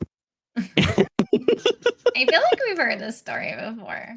I was working there, and it was this story. The interaction was inconsequential to me. I did not think about it at all until it came back around, and I was like, "What the fuck?" But my buddy called me one day, and he goes, "Did you know that you're on missed connections on Craigslist?" And I go, fucking, what is missed connections? And he's like, apparently it's a place where you post about a situation where you should have asked somebody out and you didn't, and it's your opportunity to make it good. So this girl came in, and the thesis was like, you were working at GameStop, and I was asking about karaoke games, and you said that you had just played like SingStar ABBA the day before or something like that. And I think we should meet up for How did she describe? Did she describe you? Dude, okay. No, I don't think so. Handsome, like, handsome hair having man. I had hair at the time. Whoa, no, you didn't. You had hair. Yeah. What? I only shaved my head like fucking 5 years ago. I just assumed we only know you existing this way. Like, right, exactly. It's very you disturbing. Were a small child, you were just bald and also had a beard. No, I had a very luscious head of hair. Walking around with like a hood up and headphones on, or just like just wagging your finger all the time. Listen, this was so unimportant to me that I had no recollection of it, but it was only from like 3 weeks prior, and the fucking CCTV DVR went for like 30 days. So my buddies and I at work that night, we were like, we gotta fucking find this chick. Did you find her? So we fucking hunted. It took like an hour and a half to try to find. We looked at all copies. I couldn't remember. I was like, I know she bought. Listen, the investigative work that went into seeing if this was going to be worth it was absolutely insane. Where I was like, I know she bought a karaoke game. I could not tell you which one it is. So we pulled the SKUs of every PS2 karaoke game that we would have sold, used, or knew in the past 30 days. And then started cross-checking the fucking sales and the times of like when the person was looking for them and when they checked out with the karaoke game so that we could find her. Bro, you should have gotten so fired for this. Okay. I need to know. Did you find her? We found her. And? Oh. Oh. Tough look for my girl. But props to her for shooting her shot. I don't want to be crass, but it seems as if she fell out of the ugly tree and hit every branch on the way down.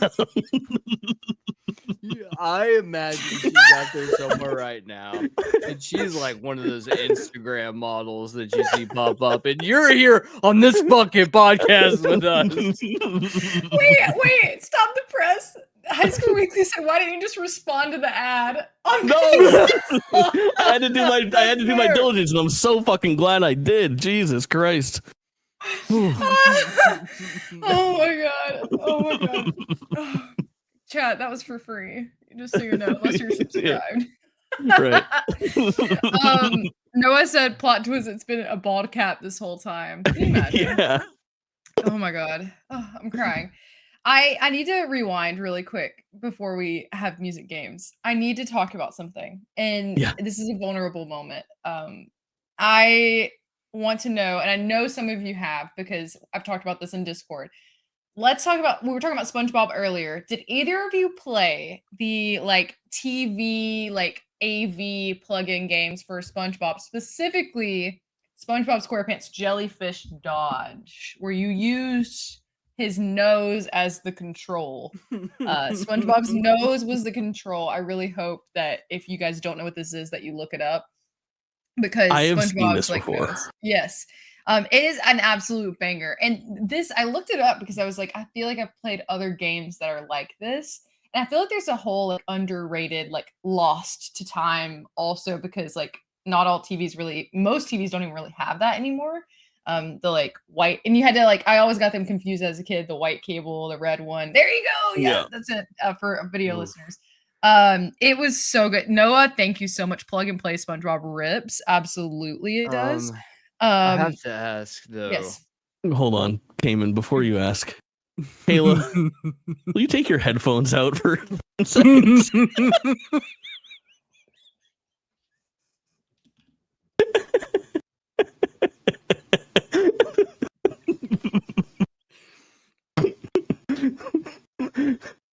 All right, we can move on. Say it while I'm here.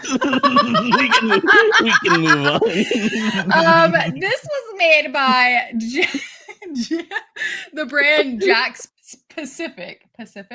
And they made a lot of games that were like rip off like IPs. Like, I mean, I don't know if it was rip off. I'm sure the Nickelodeon was involved in this project. Otherwise, it probably wouldn't exist.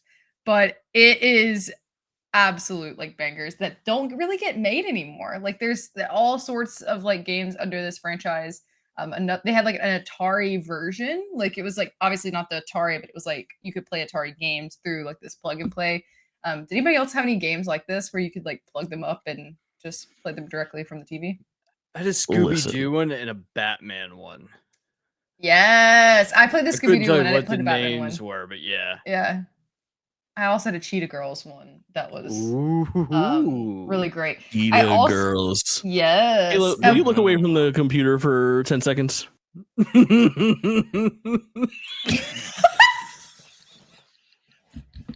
We've talked about an uncircumcised penis. Well, let me give you a circumcised one. These are apparently Spider-Man and Fantastic Four plug-and-play consoles, and they are the most perverse thing that I've ever seen. Audio listeners, we hate to do it to you. We try so hard not to be like, for audio listeners, here's what we're looking at. But I don't know how else to describe the Spider-Man one in particular. That is just a penis. It's a penis with grips.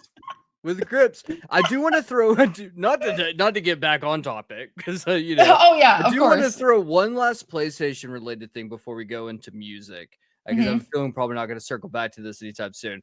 So I do just want to bring out brief. Yeah, thank God. I do briefly want to talk about the PlayStation Move. And how at a certain point, PlayStation tried to get in on the Wii action by making Move. And it was called PlayStation Sports Champions Sports, something like that. Yep. It was awful. I had it. And I just also want to point out that the Wii Move looks like a woman's vibrator. Yeah. It is just... For knowers, it is basically made in the image of a Hitachi, I believe, is the device. I believe it's called a pressure point massager, actually. Sure, probably. That's probably the right name. What I'd like to say though is I genuinely can't remember how many games actually were like Move compatible. There weren't many. Like there was a big push for like works with Move, where it was to the point of like I remember a lot of game boxes like looking shitty because they had that big blue like scoop out of the top right of the box art where it would be like PlayStation Move compatible, and they had like a sharpshooter attachment that you would like attach into like kind of not unlike the Wii Zapper. Basically, the two like really egregious ones were Resistance 3 and Killzone 3. Both had it shoehorned in. Both had it. I do want to say, and this might be, I might be lying through my teeth. I want to say PlayStation All Stars was also Move compatible. In House of the Dead Overkill, we're all the way back around. Hands down, the only good Move game. It really was. Because the thing is, if you look at Killzone 3 and Resistance 3, which Resistance 3, I would throw up there in the top 25, top 50, at least top 50 best FPS of all time. You do not need to play it with the fucking Move controller, like at all. You shouldn't play it with the Move controller. Sure. You just enjoy the game as is. But House of the Dead Overkill was fucking baller with it, but that was roughly it. There's a There's a couple things I will say, Kamen. I feel like, despite never having talked about this before, we have like a shared experience of, as shitty as the PlayStation Move was, we both played like a decent, probably like 10 hours of disc golf on PlayStation Move Champions. That is 100%. And bocce ball. Yeah, dude. So much fucking bocce ball. There's some fucking good shit in there for me and my drunk friends in like 2013 or whatever the fuck we were doing. 1000% correct. Mm-hmm. And then there's two other, I think, really cool things that were done with that game. Well, done with that technology. One of them is Dreams used it pretty famously in a really good way, where it was used for like sculpting of 3D models and placement of things in 3D ways, where like some of the people that made Dreams levels up until it's like, I mean, I think that game is still some ways supported. I think like even on like PlayStation 5 and PlayStation 4, they were still using those PlayStation 3 Move controllers to work alongside like some of their Dreams creations when they were like sculpting things from the ground up. And then the other one is a bad example. I think it's not PlayStation All-Stars. It's I think I wrote it down. It's PlayStation Move Heroes, which is on paper such a good idea, but it's just a collection of shitty mini games using IP that shouldn't be used. But it's the combination game, which I can't believe this doesn't exist elsewhere or in any way. But Jack and Daxter, Sly Cooper, Bentley, and Murray, and then Ratchet and Clank all came together, all three like of the big Sony PlayStation 3D platformer franchises, to be in one game. And I'm telling you, I have talked about this many times. I'm going to buy a full PlayStation Move setup with all of this shit just so I can play that game, because they manage, while trying to service all three fandoms, they ruin all three of them trying to bring them together into one game. Like nothing feels good, nothing looks right, everything is a spot off. It is bad. Awful. Yeah. It is a terrible, really terrible collaboration of IP. Yeah. But it is yeah, you didn't miss much. And it was like the barrier of entry was so high. You already had ahead of like a PlayStation 3, which was already the more expensive console, that console generation. Then you had to buy like the controllers, and the controllers were more expensive than even a Wii remote, and they had this big orb. And the way that the tracking worked was not just accelerometer, it needed a camera with it as well. So like the orbs would light up, and that would do depth perception for you, which was supposed to make it more accurate in some ways, but it ended up just being way too much. But it does remind me, I didn't get a chance to tell you guys about my experience with the iToy. The iToy was actually pretty fucking sweet. I only played, I think I'm pretty sure they had like iToy Play and iToy Groove, which were the ones that were like the collection of mini games. But those were really novel back in the day. It was the first time that I had ever like seen myself in a video game. And there were a couple more iterations of that were pretty rad as well. But the first time that I ever used the iToy outside of the collection of mini games, or like the little dancing mini game, was to take a picture of my face for Tony Hawk's Underground. And then it mapped my fucking face into Tony Hawk, which was pretty rad. They would later do again, we have probably like two more sections to get through as far as like big umbrellas, where like we have to talk Kinect and we have to talk music games. But predecessor to the Kinect, the Xbox Live camera, I've definitely talked about this before. One of my favorite non-traditional like control aspects to a game was playing Burnout Paradise with my friends on Xbox. And they had this feature where when you guys were playing online, if you had your Xbox Live Arcade camera plugged in and somebody would take you out, it would take a picture of the person that took you out at the first. So like, okay, you're racing. Better to paint the picture here. You're racing against your friend online. Your friend nudges your car into a guardrail and your fucking thing crashes, right? It immediately takes a picture of the person that took you out. So me and all my buddies go, fuck you. We all like flip off the camera because we know it's going to take a picture and send it to our buddy through the internet. And then the other person that's like getting taken out, the camera snaps and they're like, oh, what has happened is the idea. But instead it just evolved really quickly into like, let's show each other our balls and asses. Like oh, my buddy just took me out. Let me see if I can get my nutsack out. It's just a duality of playing games as a little boy and playing games as Guys a are like dudes being dudes, okay? Dudes being Again, dudes. I would love to see if they ever fucking scraped that data over at Xbox headquarters, because there couldn't be too many people using that technology at the time. Oof. High School Week said Jake burnout butt story. Yeah, it's my favorite. Welcome, Blaster Goblin. Welcome in. Said I felt a Tony Hawk mention coming. That's why I'm here. Oh, yeah. Absolutely based answer. I did not have experience with the Xbox Live camera because this was the era where like I was like early teenager, I think, around this time, and I was like super into online gaming, but my mom was like terrified of me online gaming, rightfully so, because of kids like Jake. Yeah, understandable. I'm just joking. But yeah, so I don't want to wrap up PlayStation before like anybody have anything else to add on PlayStation before we move into the absolute banger of Xbox Connect? Or Jake, we can do your music first, whatever you prefer. Music games or nothing. Xbox Connect? How do we I proceed? think nothing. Okay. I'm tapped on PlayStation. And guess what? I'm going to go and preface this now. I'm going to be absolutely fucking useless when it comes to the Kinect because I did not have an Xbox. That's okay. And the Kinect to me seemed like it was dog shit.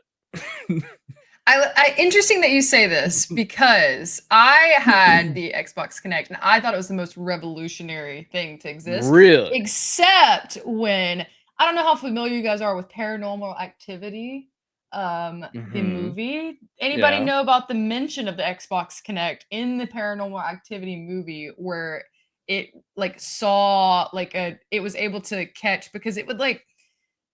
Pardon me if I'm not getting this right because I really don't know how the technology works, but it uses like infrared like dot like mapping essentially on the Kinect. Am I right in that? And that like showed like you could see the dots when it was dark. Is that right? Like it uses like some kind of like IR projector where it's like wherever that like laser invisible laser dot fucking ends is where there's something in that space.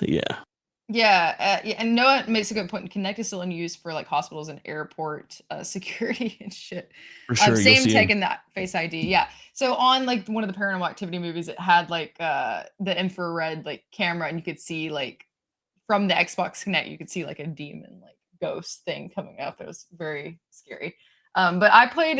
Did either of you? Well, I know Kamen said you didn't have a Kinect, but I played Kinect Party. Which was really fun for the time. You could play up to 6 people. It's actually made by Double Fine, which I had no idea until I was like looking into it. Did you know that, Jake? I didn't know that was Double Fine, but I know that Double Fine was really heavily involved in that game. Tell me about it. Yeah, so basically it's like a bunch of different, I think it's like 30 something mini games where it's like these different party games. You can play up to 6 people. It was super fun if you were like having a sleepover and you had all your friends over, you just want to like have a quick like time playing a game. I mean, it's very much like not a long loop there, but essentially it's like various games where you can like break things as they come on the camera. Think like Fruit Ninja type vibe. There's one with like a balloons where you have to like clear all the balloons out, but you can have like 6 people standing. Like the Kinect like had a pretty wide radius that you could stand. It could read like the whole room. And also like it was creepy because like it showed didn't show you, it showed like a black like it showed you, but also like it would detect sometimes like different things in their room. And so my mom would be like sitting on the couch like eating chips or something. I'd be like dancing around playing Kinect Party, and you see my mom like in the background just like eating her chips. Oh, Nancy. Yeah. She's not here. I'm sure she would say something, but she would have loved my Xbox Live Arcade camera story. Right, exactly. Jake, did you have any other Kinect games that you played? I have a slew. I think Kinect is so underrated as far as like the technology used. I think bringing up that it's still used in a bunch of places, like you'll be surprised to see those things. Like they're like the really wide. If you've seen a Kinect, you know exactly what I'm talking about. The way that they are, you can't mistake them for another camera. Basically, is what I mean to say. Very, very impressive. It was shoehorned in on the Xbox One, which is unfortunate. The way that they tried to like make Kinect work there, and I think people were just like kind of opposed to it at that point.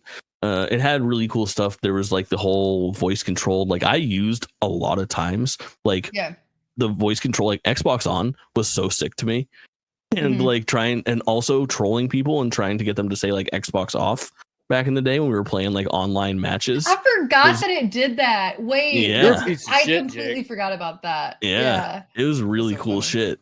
But yeah, when you were bringing up the Double Fine party game, they are the ones who made Once Upon a Monster, which is this really well reviewed Sesame Street game with like an original character, an original story that was made like really hand in hand with like the Henson Company with a lot of like love, and there's some like behind the scenes stuff because Double Fine is so transparent with their development cycles that is really, really interesting. I recommend checking out some of the Once Upon a Monster stuff. I have a deep desire to fucking stream that game because I have zero experience with it whatsoever. But I think Connect Sports is really good. Child of Eden was a sick one. That's like the Rez spiritual successor. More on Rez in a minute. Dance Central. They had a Fruit Ninja game actually. Fruit Ninja on Connect. Yeah. Yes, it was really good. Just swiping your arms was great. Connect Disneyland Adventures was really cool. It was like a virtual Disneyland park that you could kind of like walk around. Project Milo, I see in the chat. There was chat, help me out. I think it was an Xbox One iteration of a Connect game that had Conquer in it, where it was like not like Dreams, but it was some kind of create your own experience type situation. Ill-fated Project Spark maybe is coming to my brain. Is Project Spark something? Maybe. Boster Goblin said Project Spark. Project Spark. Let's fucking go. And then I also have for me, the granddaddy of them all is Connect Star Wars. Yes. Oh my fucking god. Do you guys know of the Connect Star Wars like lore and like the song in Connect Star Wars for the dancing game Riding Solo? I don't think I know the lore, but I did have this game and I did love this game. But it's like a background memory. Like this is a very interesting time in my life, so I don't have a lot of memory of this game. So please tell me. I don't know anything about the lore. Understandably so. It is just like it got a just surprisingly big push from first party Xbox. It was at the time where it was very important to have fucking non-traditional control, get up off your feet games, and they were like, we got it, our Connect is hitting the ground running, everyone loves Dance Central, we got to get some IP out there.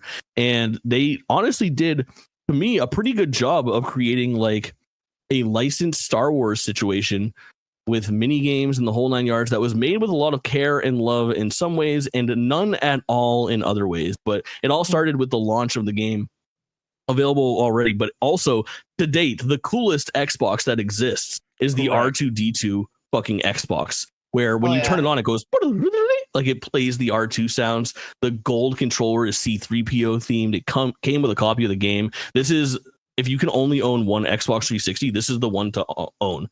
It's that like mid-generation one. It's so fucking cool. And then we got the Red Ring of Death. It looked like it was in the dark side. So then exactly, R2 is fallen and D2 R2. Am I right? But yeah, there is a notorious thing. Here's the thing. I know that song doesn't get DMCA'd because I play it all the time. Let's move on, and maybe at the end of this, I can convince you guys to stick around 3 minutes extra, and we can listen to the fucking Connect Star Wars song. All right? We can vibe out with it.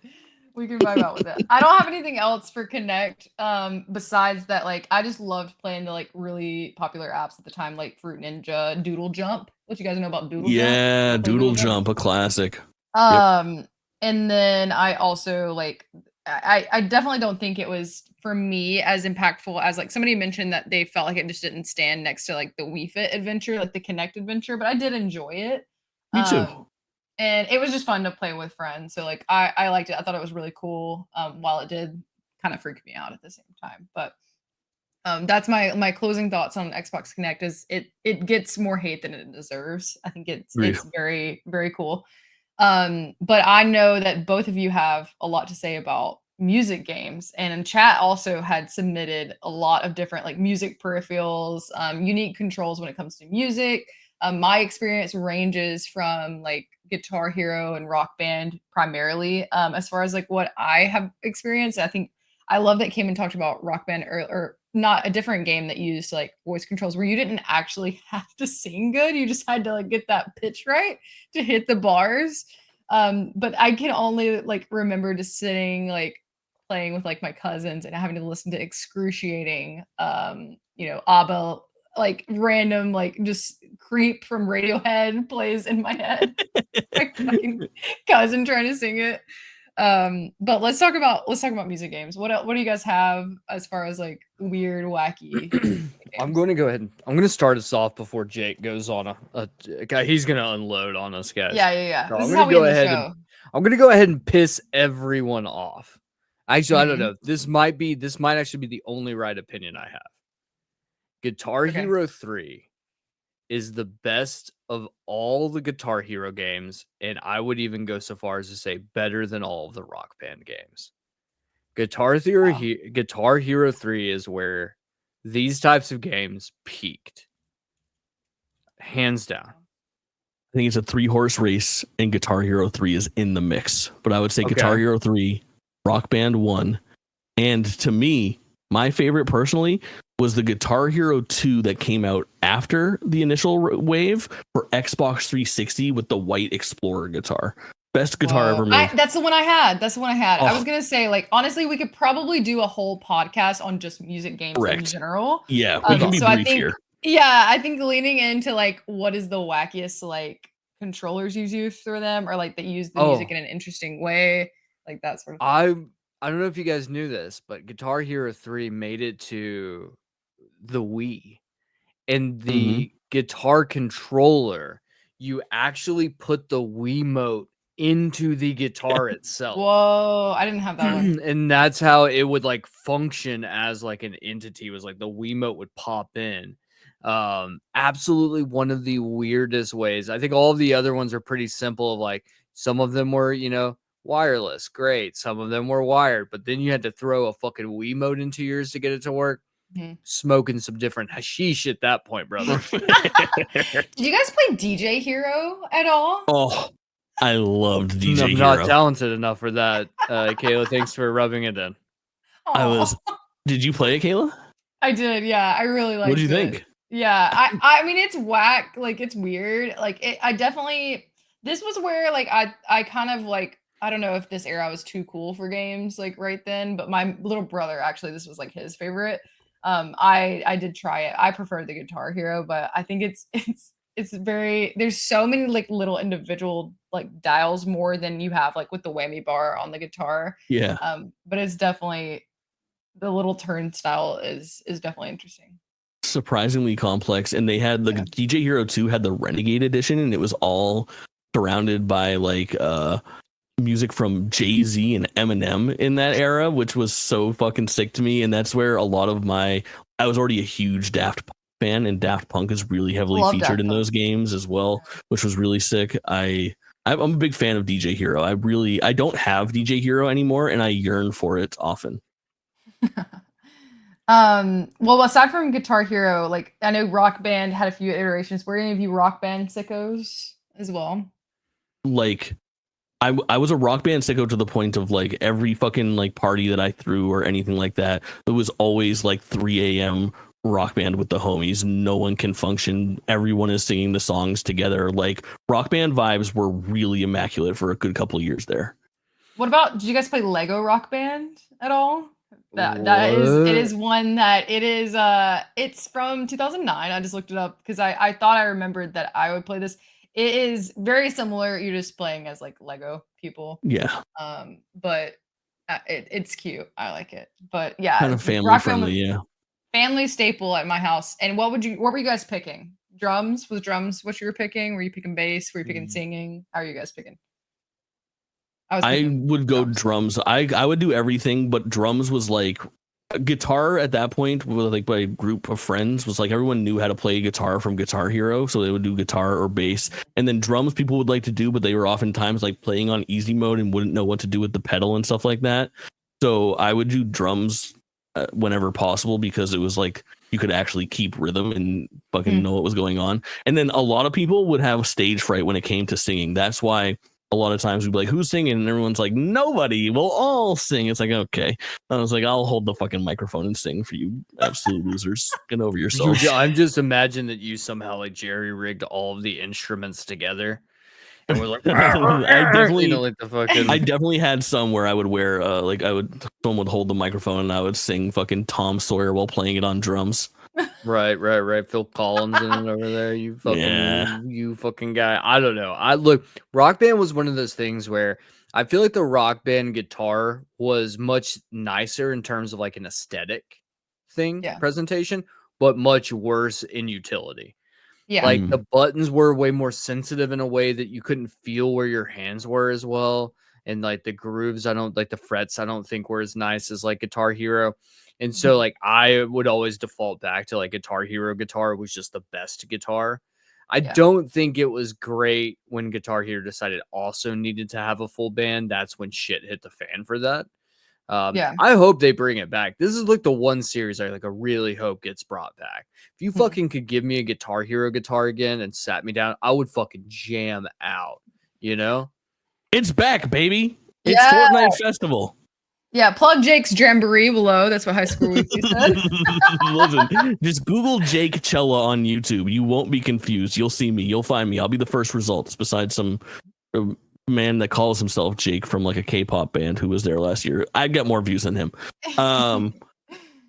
I really love Fortnite Festival. It doesn't get enough love, but basically like the DNA of Rock Band still lives on in Fortnite, and they have guitars that are made for Fortnite Festival now that you can plug in. You have to buy the songs piecemeal, but there's a free rotation. If you really do yearn for music games like that, rhythm games where you can play guitar or play bass, or I haven't set up, like I have a digital drum set that I have like hooked up via a series of tubes and wires that converts like my strikes of the pad to keystrokes so that I can play drums on Fortnite Festival. And it is so fucking fantastic. Like it is, I'm living the dream of like Rock Band 5 in 2024, 2025. It's very, very impressive. There's cool stuff to be had there. Jake's still doing the unique controllers, non-traditional controller scheme manually. He's plugging it in. We're out here. This is so funny. Sirius made a good point that we didn't even, and we're not going to because we'll be here for another 2 hours. Racing games suck. Racing games, yeah, we didn't even discuss those. But I did have a wheel and some brake pads back in the day, but I am not one of those that had them. I did. You're a horse person? What about that metal horse you're riding, Kayla? What do you guys know about Beach Buggy? That's what I want to know. Beach Buggy is the best racing game of all time. What again? We'll have. We didn't even talk about Excite Bots. I don't know that one. It's the sequel to Excite Truck, which is the pseudo sequel to Excite Bike for the Nintendo. It's from Wii racing game. It's so fucking stupid. Yeah. I love it so much. I feel like it's time though, like that we give the people what they wanted. Yes. And let's talk about Donkey Kong's Donkey Bongs. That's how we can end the night. Because I feel like that's what the people have been waiting the entire evening to hear us talk about that big old monkey slapping away, you know? It is special. Have you guys played it? No. I haven't. Really? None of you guys have played it? Oh my god. It's surprisingly not that hard to play. Like if you have a GameCube, super easy. And like DK Bongos can be found fairly easily for like less than $25 on like eBay or something like that. Yeah. And there's Donkey Konga 1 and Donkey Konga 2, and there's Donkey Kong Jungle Beat, which is super interesting, which is like the 2D platformer with 3D graphics where you kind of use the bongos to control your character back and forth. But they're legitimately fun rhythm games, and you just like the inputs are very simple. There are 4 things that you might be asked to do, and it is smack the left bongo, smack the right bongo, smack both bongos together, or clap your hands.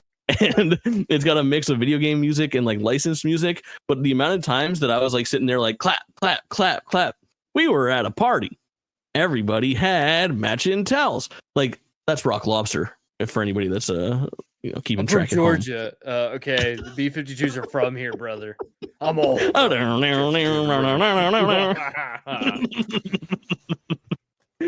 Really sick. I love Donkey Konga.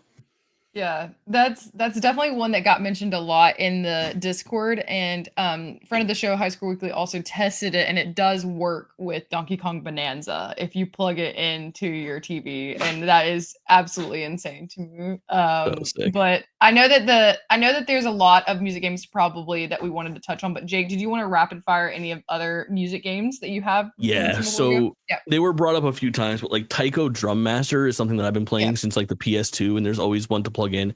It's a large drum, and it centers on like, are you tapping the inside or the outside of it, and it requires like actually like pretty rapid strikes of the pad, and it is incredibly loud and annoying. It is not something that you should really own as a person that has like anyone else within an earshot. Unless you live on a ranch alone, maybe avoid Taiko Drum Master. But I love that shit. We could do a whole podcast on Dance Dance Revolution, whether you like the arcade version or if you had like a pad at home or something like that. I love that game. You guys would be surprised at the fancy footwork that I could pull off there. Karaoke games in general, I think like Karaoke Revolution, we talked about SingStar, Def Jam Rap Star was written down here as well, which I think is fucking sick. Samba de Amigo has an iteration even on Switch right now that came out like 2 years ago where you can use your Joy-Cons as maracas, and it has to do not only with like it's like the direction, like think of Guitar Hero, but everything comes from the center, and if they go up to the top right and the top left, you have to shake your maracas up there or out to the sides or down to the like the bottom. Samba de Amigo is really sweet. That adventure started on Dreamcast for me. And then last but not least, I've got the Res Trance Vibrator. This is a device. Res is like a trippy third-person shooter kind of, but it's all based on like music and lights, and it's very like like very like trancey techno late 90s early 2000s vibes. It was for PS2. There was a version of it that shipped with the Trance Vibrator, which was literally just a thing that plugged into your console that vibrated a lot. Wow. Very, very strange stuff. It was they called it prostate friendly. So it's true. That's perverse. That's perverse. That's the Jake audio.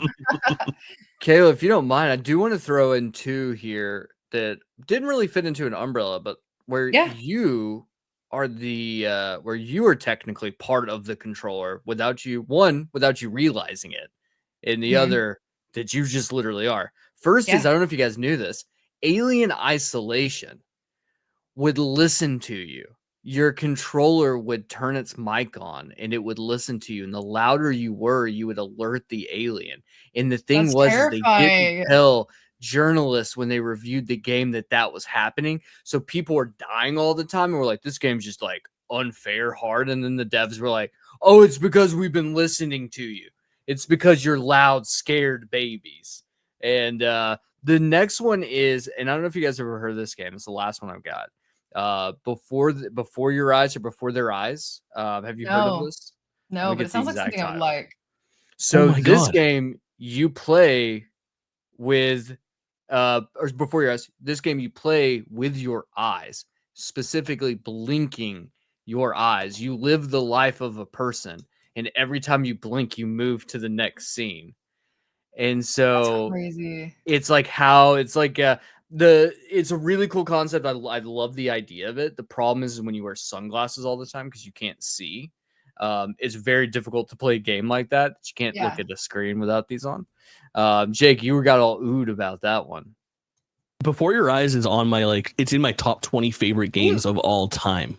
I remember hearing you've talked about this on the show before. I remember. Yeah, I have a few times. I also think it is a easy layup for a 1 week only video game book club, and I would love to be a part of it because this game is at maximum 2 hours long, but it is a fucking experience, and it is truthfully one of the most heart-wrenching fucking video games that I've ever played. And because of the way that it works, I blink out all the time. I'm Jake Twitching, not because I stream on Twitch, but because my fucking eyes always be going crazy.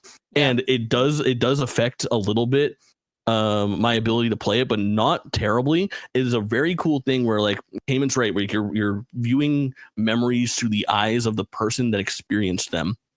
And much like memories that are being recalled, they may be fleeting. You might not have all the time that you want to spend in those moments, and it works so fucking well. I'll take any time that I can get a fucking platform to talk about before your eyes. But this game is like constantly, it's on, I think it's on Netflix Games if you have an iPhone. It's on Steam.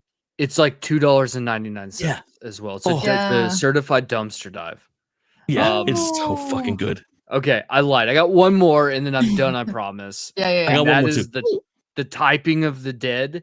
It was House of the Dead 2, but it was also a type game. So you would, to shoot your gun, you would have to type words, but set to House of the Dead 2. Absolutely bizarre, bonkers mashup there. Oh yeah. Reminds me a lot of Mario Teaches Typing for the PC, which is a fucking classic.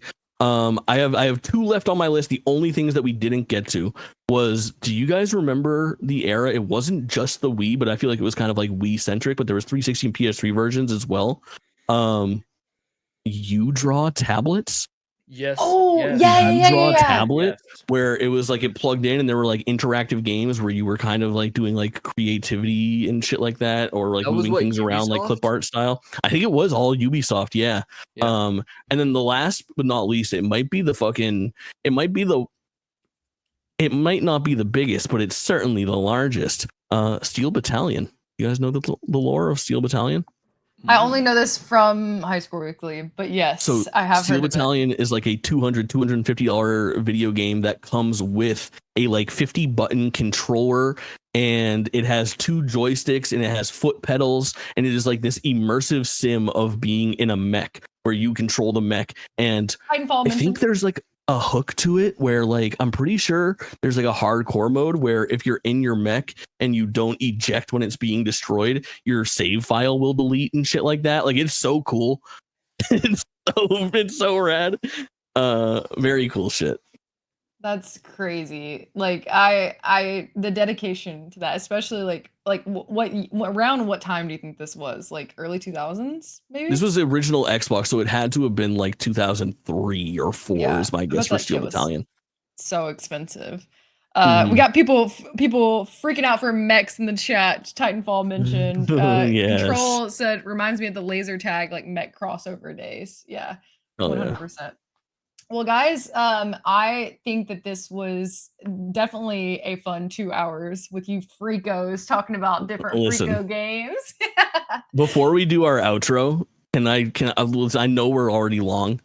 We got to listen to the solo song. I'm going to share the video. I'll listen. I won't be able to hear you guys because I'm going to be sharing my system audio so that you guys can hear the thing, but you guys will be able to talk. Give me a thumbs up or a thumbs down as I ask, because I should still be able to talk and ask you if the sound is good. I promise that this is worth your time. I wouldn't mislead you. I am so excited that I get to see some of your first reactions to I'm Han Solo. I can't wait for this.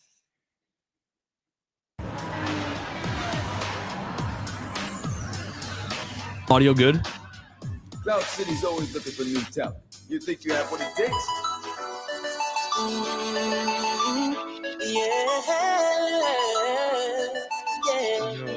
No, please tell me that's not him.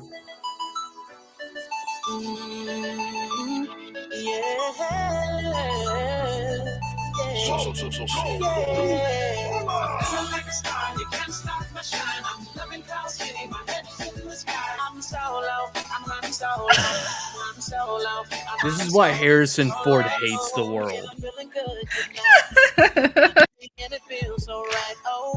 Time to do the things I like. Gonna see a princess, everything's alright. Oh, no job but an answer to. Ain't a fixture in the palace zoo. No, it's just the carbonites off me. I'm living life now that I'm free. Yeah, told me get myself together. Now I got myself together. Now I made it through. This is so serious right now. I'm so happy. Falcon in Flight. Crash Compactor. Was this written by Bruno Mars?